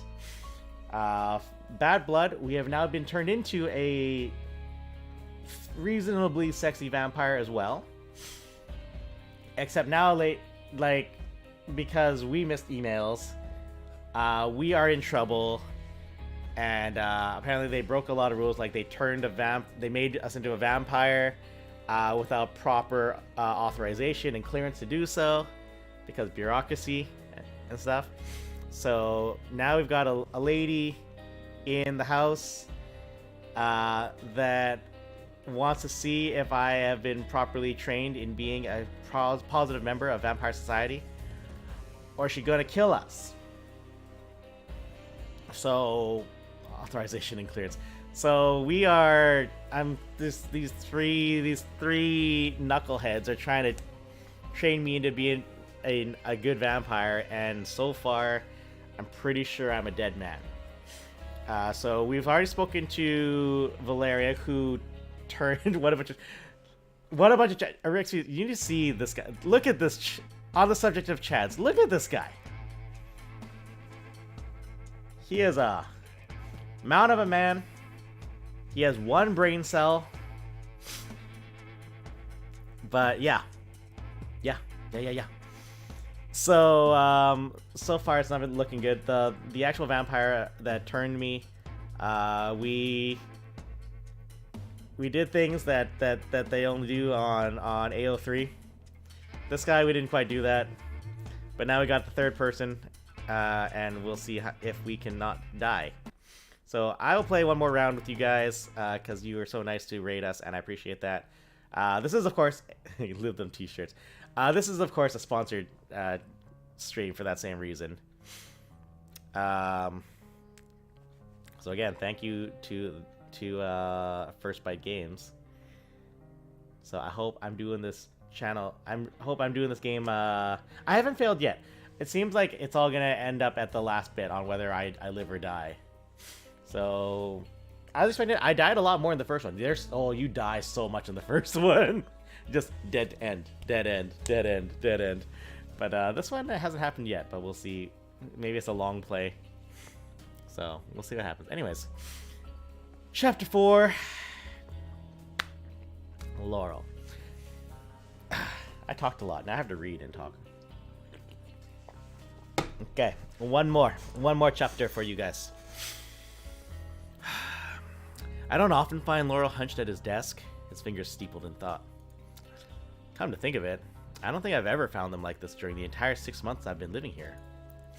Usually, when they invite me up to their bedroom, it's to play guinea pig for some fancy new kink furniture they've built, to talk about the philosophical meaning of my new undead life, or to learn about the naughty little things Val has been doing to me. Are you having to read aloud? It makes the game take longer. Yeah, it's okay. Why is there a Korean group light stick on the nightstand? I don't know. Actually, funny fact, just Tant related is I was actually just in LA for the past weekend with my fiance Ash, and I'll go to sleep. Maho shoujo jo baby. All right. Thanks for coming by though. You know, feel free to come by again. If I'm not cool enough, there's 4 other people at this channel. I bet at least one of them you'll vibe with. Yeah, I see the light stick. I don't know why. But uh-oh. Hey, Restream chat, why are you being funny? Oh no, Restream chat broke. It's not showing up on the screen. So sad. But yeah, we were in LA for the last rock stars. So we saw in concert, we saw Hyde, Yoshiki, Miyavi, and Sugizo. It was a good show. It was real good. So yeah, that was fun. And now we're back home. Yeah, because you are of the era. You are of the era that knows these folks. Yeah, there's a lot of people, like a lot of older people wearing like Larkin CL stuff. It's pretty funny. Anyway, I haven't felt this. Oh, we got ads going. We got ads going. We're gonna just chill for a little bit because I think ads are gonna happen, and then we'll play for real. But yeah, pretty sick. My last K-pop concert was Eric Nam, February 25th, day before lockdown. That would do it. All right, ad starting soon. All right, ad, go, go, go, go! Hurry up, hurry up, hurry up. Yeah, no, it was fun. What was it? Bandmaid was the opening act. So if you ever want to see like Japanese girls in maid outfits playing metal, then you know, that's good times. We'll stall out the ads. We'll stall out the ads. It'll be fine.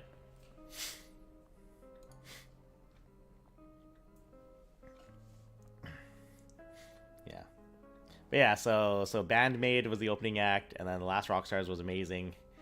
So yeah, we had a good trip, and we got to meet up with some old friends, and we caught up and stuff, so it was good. Anyways, sexy vampires. Sexy vampires and then bedtime. I haven't felt this way since the night I was turned. So here I am, ready and kind of willing to conclude my How to Be a Vampire in 3 Days lessons. I know it's super late for you. all my other Eastern time people have already given up for the night. So I thank you again for the raid. So we won't play around for too long. We'll let you all go to bed soon. Is the doctor ready to see me now?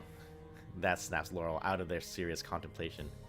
One moment they're looking at me from the desk, the next materializing directly in front of me. Shit, that's so much cooler than my sticky hand powers. There's Laurel. With the others? There's Laurel. There's Laurel. The amount of screaming I heard suggests you spent your time, if not wisely, then at least erotically. This is gonna be that kind of game, y'all. Such is the way of things when one's total and complete obliteration feels inescapable. Oh, yeah. I learned...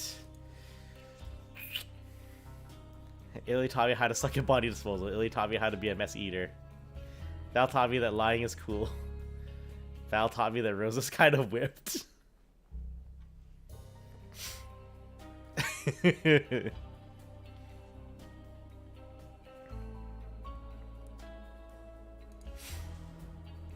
Illy taught me how to suck at body disposal. So I recall. Yeah, they were there. Sorry to say that successfully roping others into cleaning up your messes won't impress dearest Rose, even if it might impress me. And? Oh. Hard to say what Val taught me, actually. Maybe the one lesson I can take away from her, among the various vaguely sexual stories, including urban legends, is that lying is cool and fine. And also that thigh tats are not the way to her heart. His expression reeks of disappointed but not surprised energy. Oops. And...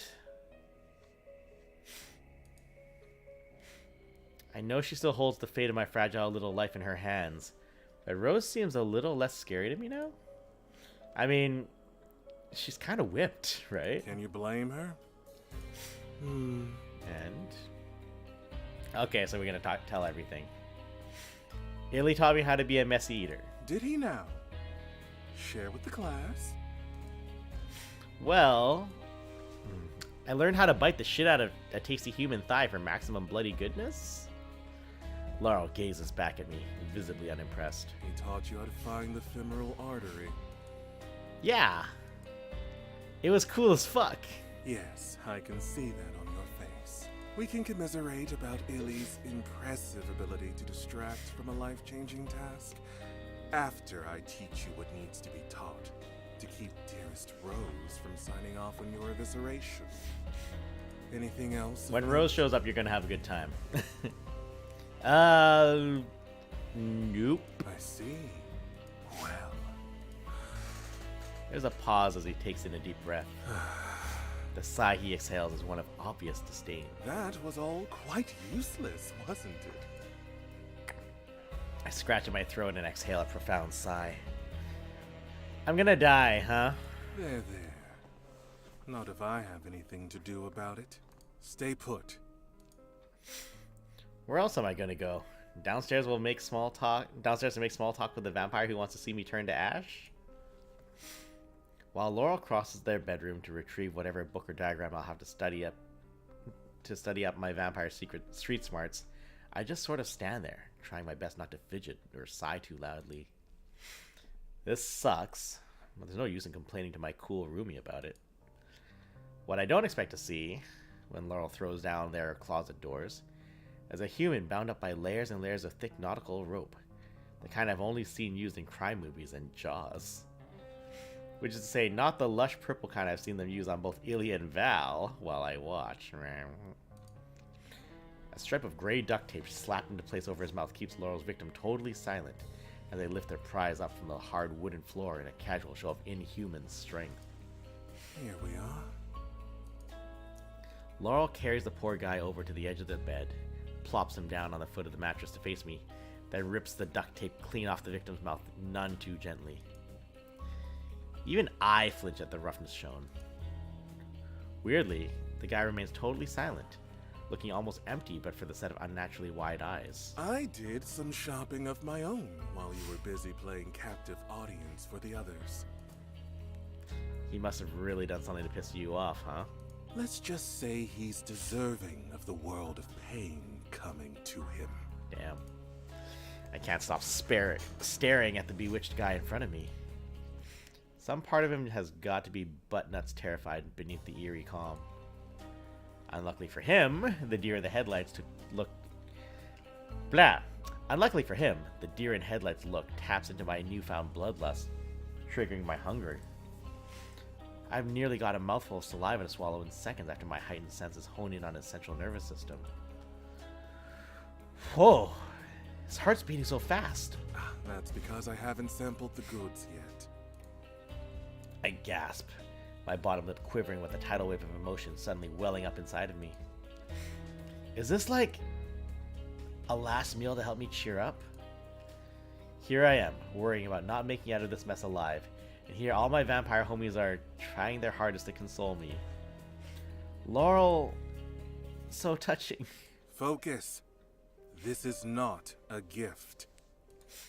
Without another word wasted, Laurel faces our captive, bends down close, and snaps once before his stricken expression. The guy's reaction is immediate as Laurel straightens upright and faces me again, apparently satisfied.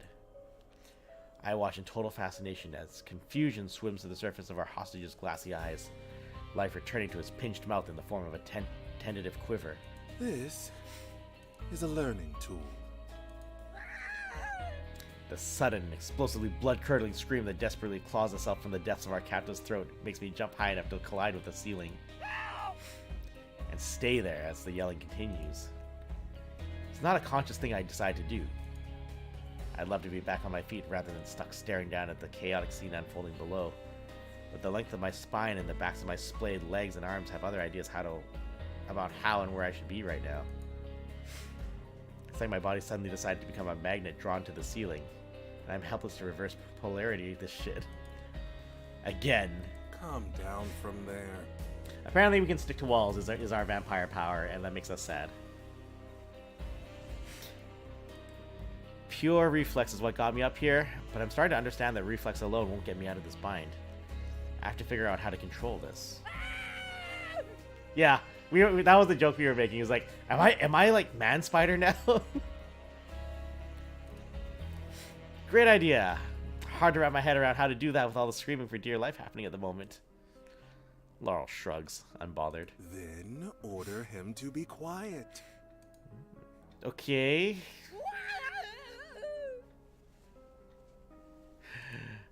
Hey, catch of the day. Pipe down. Laurel exhales a quiet sigh of exasperation, somehow able to remain elegantly composed amidst the screeching going on right next to him. You misunderstand me. Now, don't tell him to be quiet. Order him.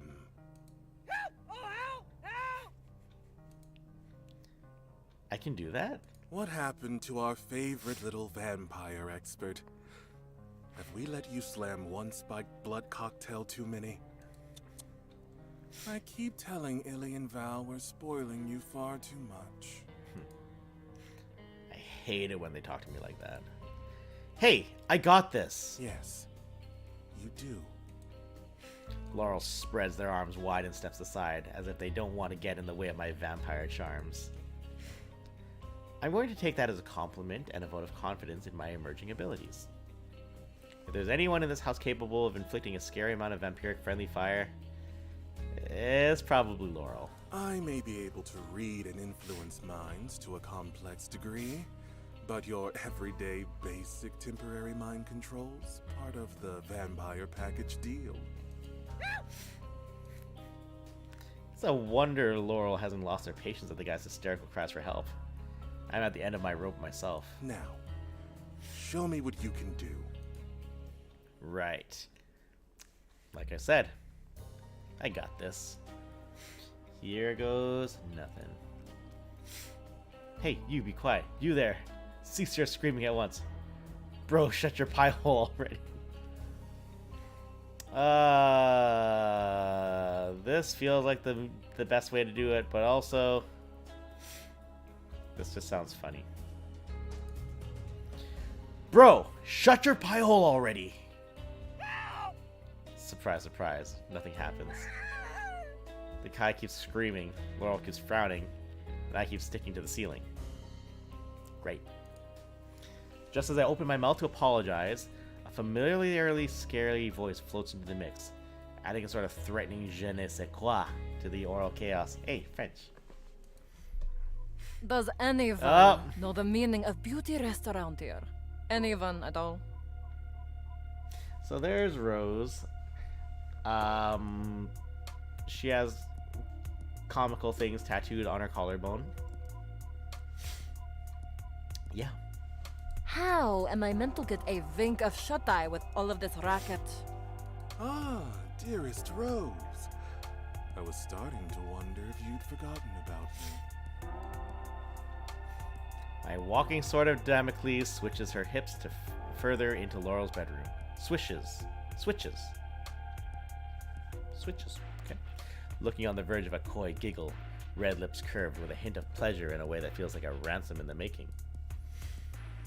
This feels different. There's that same threat in the air, like a predator lying in wait. But it's like some of the edge has been taken off by Laurel's welcome.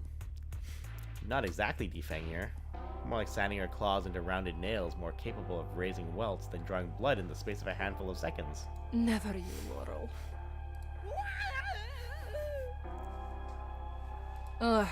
See to the bleating cattle, will you? My pleasure. Laurel bends down to bring himself to eye level with his captive and utters a toneless order under his breath. It's inaudible and intimate, like a secret whisper just for him, and the screaming stops immediately, as if with a push of a button. The guy's left to stare vacantly ahead, mouth frozen open around a silent void. I take mental notes from where I remain stuck to the ceiling, like my skin's made of Velcro. There. Now we can talk properly. I'm afraid I'm not here for a chat, Laurel. You know the drill. Of course. I have utmost respect for the council, pet.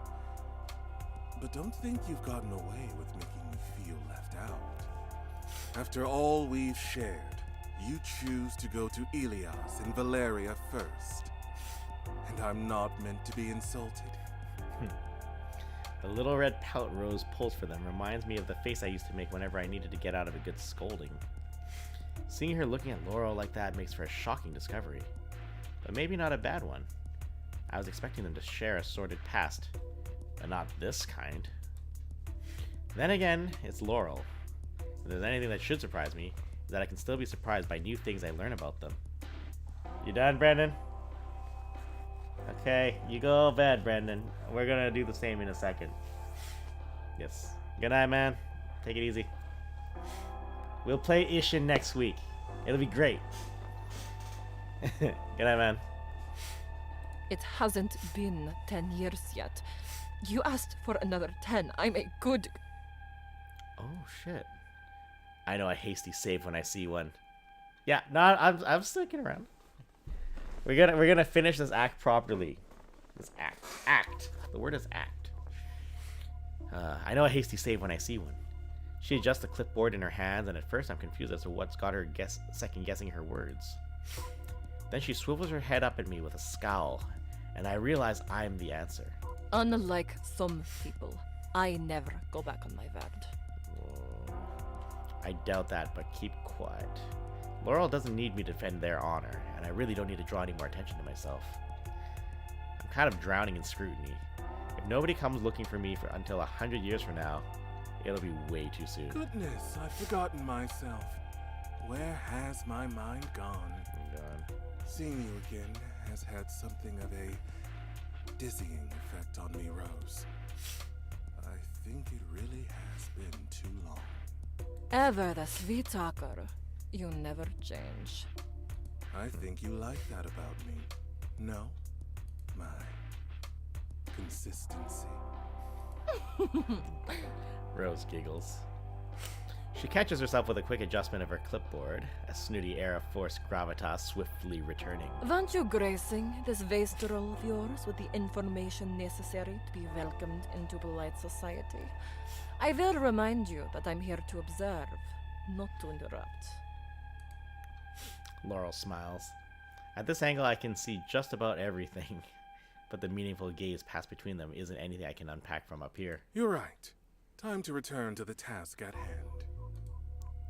They look up at me, and I recognize in their eyes a mesmerizing glint that fills me with a skin-tingling flush of ecstasy and a stomach-dropping dread. Get down from there.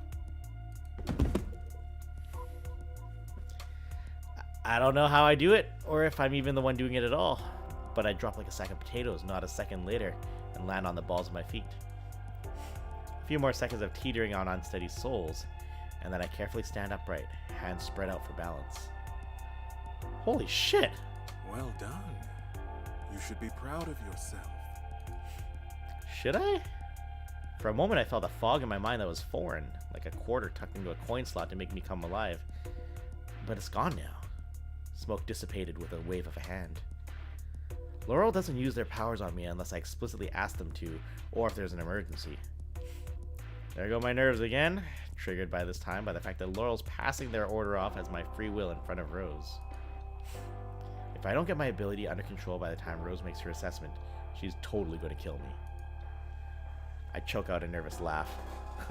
Nope, nothing suspicious here. Thanks. Now, where were we? Right, I was practicing my vampire charms.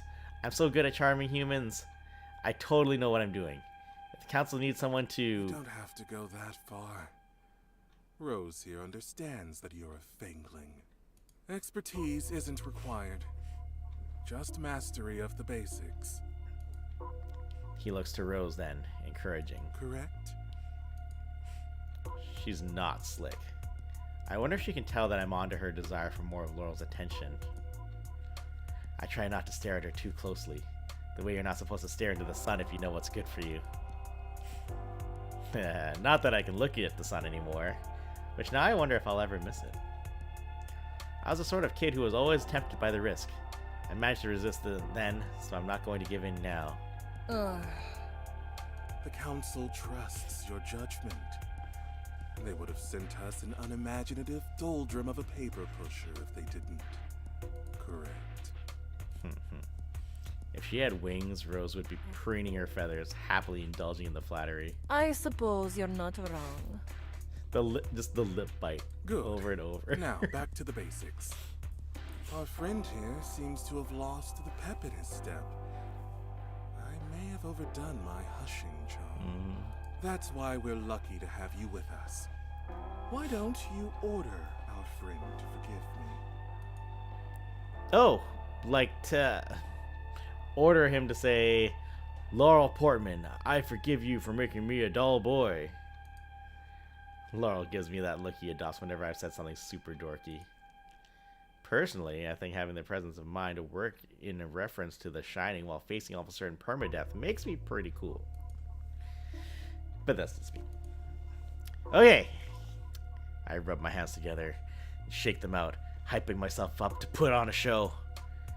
Forgiveness it is. Remember, if his mind is a cup, then your goal is to serve him the perfect pour. Paint a picture in your mind of how he looks and sounds while carrying out your order.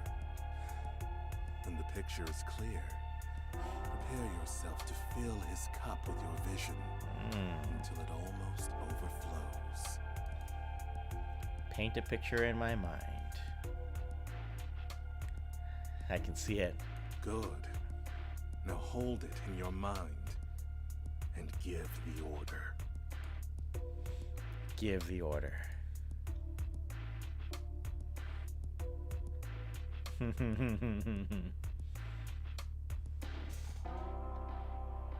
wonder if there's a difference. Oh, this one's got an underline. You know what? We're gonna go with the underline. No, I'm not. Say you forgive Laurel Portman.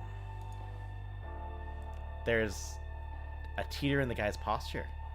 Maybe a twitch in one of his eyes. Ultimately, the words I feed him don't come tumbling back out like they were supposed to. I chuckle nervously again and wave my hand at the captive as if he's just told the world's best joke. Oh, you silly Billy. I glance back and forth between Rose and Laurel, then anxiously back to Rose again, grinning a grin that even I know must look pretty questionable. You and your awful taste in jokes. Oh? Are you suggesting he's not taking this lesson as seriously as he should, Laurel? Nonsense. We all have our ways of dealing with performance anxiety. If this were a stand-up routine, you could consider that bit of slapstick part of the warm-up set. Isn't that right?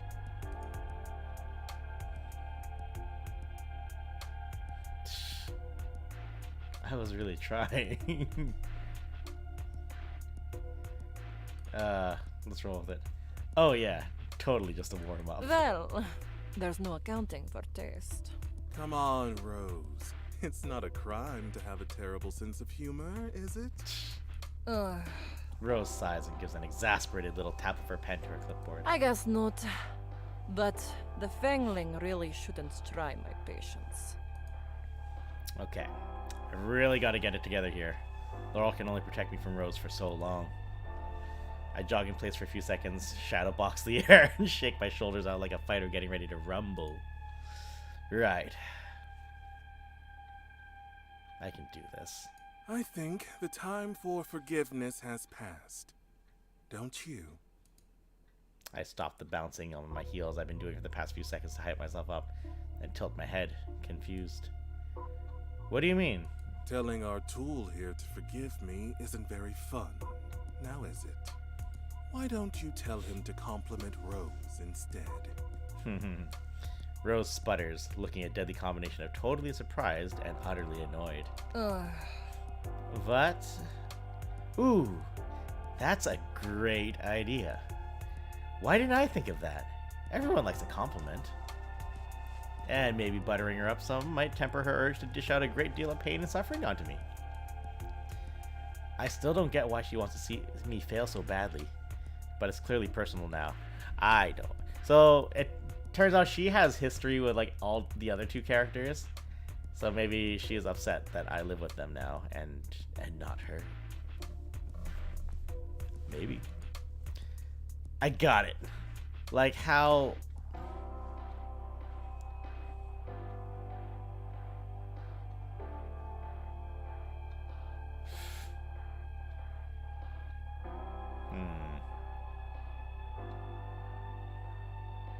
how good Rose must be to get Laurel hooked. You know, I'm gonna play this way. Good in bed Rose must be to get Laurel hooked. Oh, that's not the direction I was expecting that to go. Oh, I'm dead. No. Whatever she's got, I can't compete with. Laurel's fleeting but approving smile makes me feel as though I've learned something. Oh. I don't know what yet, but I can feel my vampire brain getting bigger somehow as he redirects his attention back to her.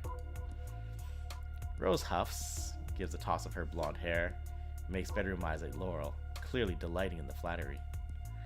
Suddenly, suspicion cuts through the look of sober clarity on Rose's face. What are you playing at, Laurel? Laurel tuts, appearing wounded.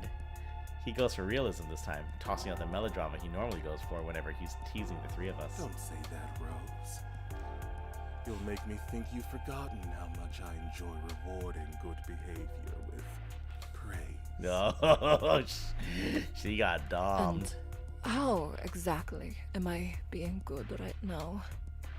You're carrying out your orders, aren't you? I might not like the council, but I can admire a job well done. Fine. But I hope you know I won't be flattered by this transparent attempt to win my favor, Fangling. Oh, yeah. No, I get it. Totally. As much as I'd love to watch Laurel do this thing, it's time to get back in the zone. I rub my hands together and force myself to concentrate. Then I turn to my target and prepare to deliver my order.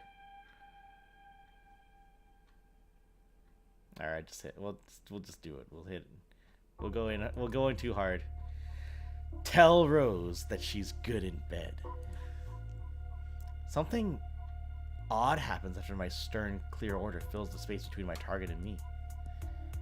There's a feeling like an aftershock in my brain, a sort of ripple outwards like a stone skipped across calm waters.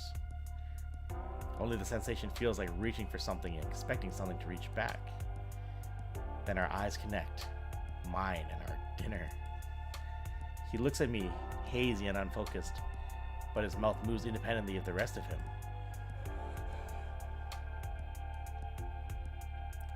Rose is good in bed. Hey, nice voice. It is a rather nice voice. I should have given him a better voice. It's a dead man's voice. It's a good thing the guy's voice sounds nothing like mine. Come here. I don't hesitate to bound right over to Laurel, looking pretty proud of myself. I never expect Laurel's affections whenever they decide to dole them out to the three of us, but I don't pull away when they tilt my face up with a press of their finger beneath my chin. They gently press their lips to my forehead. I shudder, and not because of the chilly familiarity of their kiss. You performed beautifully. Well done. No. I can't stop grinning. Maybe I'm not so hopeless after all. My excitement at having pulled off one of the coolest vampire tricks out there is short-lived. Out of the corner of my eye, Rose twiddles her pen and sets about scribbling down her observations. Yes, yes. Do the Fangling whatever you like, Laurel. Baby them, shower them with praise. Enjoy your honeymoon infatuation, while you still can. One fact remains. If I'm not impressed before the council calls me home, you can all say goodbye to your precious little novelty abomination. Abomination. She turns to me with a cruel smile. Rest up, little one. With that, Rose Bloodthorn takes her leave, and my final day of training comes to an end. It doesn't feel like a great time to linger, knowing that Laurel can only reassure me so much. Oh my god. That's funny. Okay. I am gonna leave it right there. Which means weird, I'm gonna get to see the end of this game tonight. But that is okay, and you know why? Because it's not a very long game, but it is a game that just came out just right now. First Bite, Bad Blood. Actually, hold on. Okay, I'm gonna say that. Let's go back to the title screen music for a second, so I'm not talking in a vacuum. Hey. First Bite, Bad Blood just came out like today on Valentine's Day, February 14th. Available on Steam, on like damn near everything. What else are you on? Steam. Is it mostly Steam? Steam's an easy way to get a hold of it. I think there's also, what else do they use? It's pulling up the info as quickly as if I can find it quickly. Bad Blood DLC. Yeah. Anyways, so the original Itch.io. Thank you. Like, there's an obvious one that I can't think of right now. Itch.io. Yes. Thank you, Rixfies. Yeah. Literally comes out right now. I don't know if it's out available on Steam right this minute, but I am also Pacific time, so maybe that's gonna be a problem for me. Let me see here. I'm just looking at Steam really quickly. Store.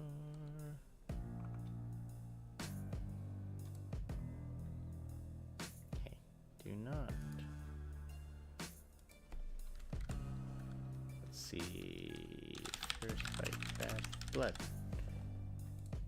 DLC. Add to your wish.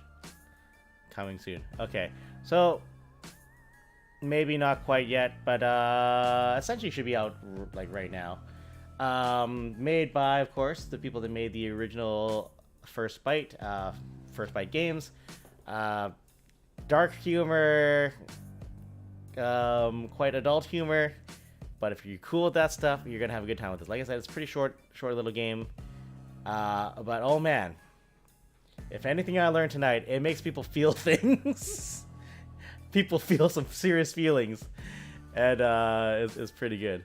So, like I said, it's out now. The original game, of course, is already out on everything. It's pretty inexpensive, like $11-12 tops. And I could definitely say, if you're interested in how this goes, how much work you need to do to not die at the end of this, you know. Do give a look. You can, of course, find information about said game on their website, firstbitegames.com/everything. There also, you can find them on Twitter at firstbitegames. And I think that is the amount of corporate shilling that I'm able to procure off the top of my head right now, because I'm still getting used to doing this kind of stuff.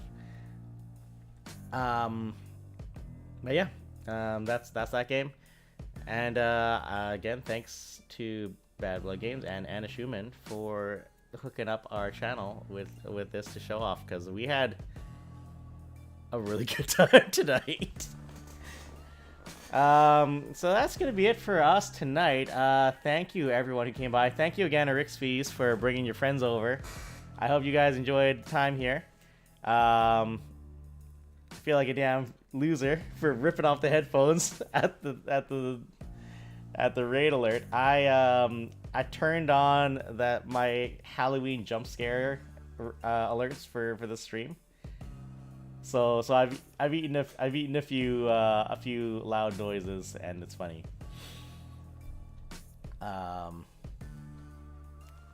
It is what it is. So I'll see if I get around to wrapping this up. It shouldn't take much time to do it. I know it's late right now, so I'm just gonna leave it at that. So yeah, so that's it for us. Like I said, my name is James, and I'm just one of 5 people who help run this channel. We are the Daring Player Squad, a whole bunch of a-holes from Vancouver and Victoria, most of whom now live in Victoria because that's just where the work is. So what do we got for the rest of the week? Tomorrow, at Tuesday, Wednesday, those are our days off, so we don't really stream anymore. We have a new schedule. I used to stream on Wednesdays. I stream on Monday now. Thursday morning, that's gonna be Colston. Colston is this fool of a man. He is currently playing Dot Hack Quarantine, Game 4 of the original PS2. Whoa, excuse me. Awkward. He's playing a part 4 of the old PS2 games, the Dot Hack series. Actually playing on a PS2. The adventure it took to get a hold of Game 4. A friend of mine in Vancouver, had the game, was willing to sell it to him for a while until he realized that Game 4 is actually extremely valuable nowadays. So he's like, okay, I will lend it to your friend if you trust him. So Colston's taking real good care of this ancient game that no one got a hold of, and he's playing that around on the Thursday mornings, which is kind of cool. Friday, that's going to be Joyce. Joyce is currently playing Persona 4 Golden. That has been her life the past year. I don't know where she is in the game right now, but all I know is that she's having a really good time with it. That said, I don't know for sure if she will stream on Friday, because like I said, it is Fan Expo Vancouver this coming weekend for the long weekend. So it's very likely Saturday, Sunday, Monday we won't actually stream too much. I will certainly try to come back out on the Monday to stream something. I suppose it's not impossible that I know Ashy is not streaming anything, or is not going to be at Fan Expo, so possibly we might see Ash on Sunday, but I'm not gonna hold her to that because it's been busy and she just got over 2 months of laser eye surgery, so they can have their own time. Same deal, Mr. R Ash. Probably won't see him this weekend because he likes to do the guest relations at the con, so he'll be working. The same with me actually. I finally got an approval with the local like Star Wars costume groups, so I'm gonna be a Star Wars at the con, and that's gonna be exciting. So it's my first convention as an active like person doing the thing. But on Monday, after the cleanup, if I can make it in time, I will do the thing. So that's gonna be it. If you haven't followed us here at the channel, that is of course the best way to keep track of us. Otherwise, we are on Twitter. We do have a Discord. We do have a YouTube channel that mostly serves as an archive.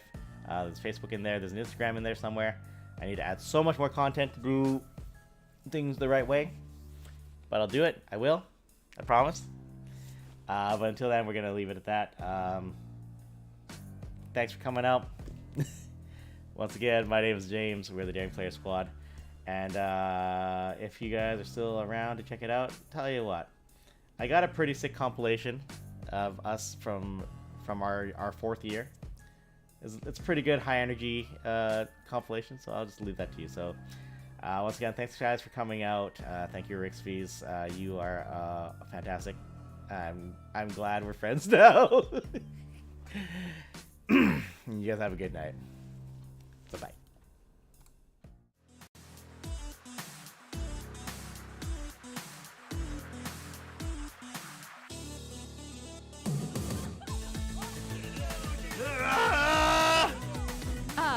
Yes. My bond with Akechi is growing deeper. I sure bet it is. Now! Pull the fucking lever, Crow! Yeah! All according to Keikaku. That's a fat fucking rat. Why are you running? Why are you running?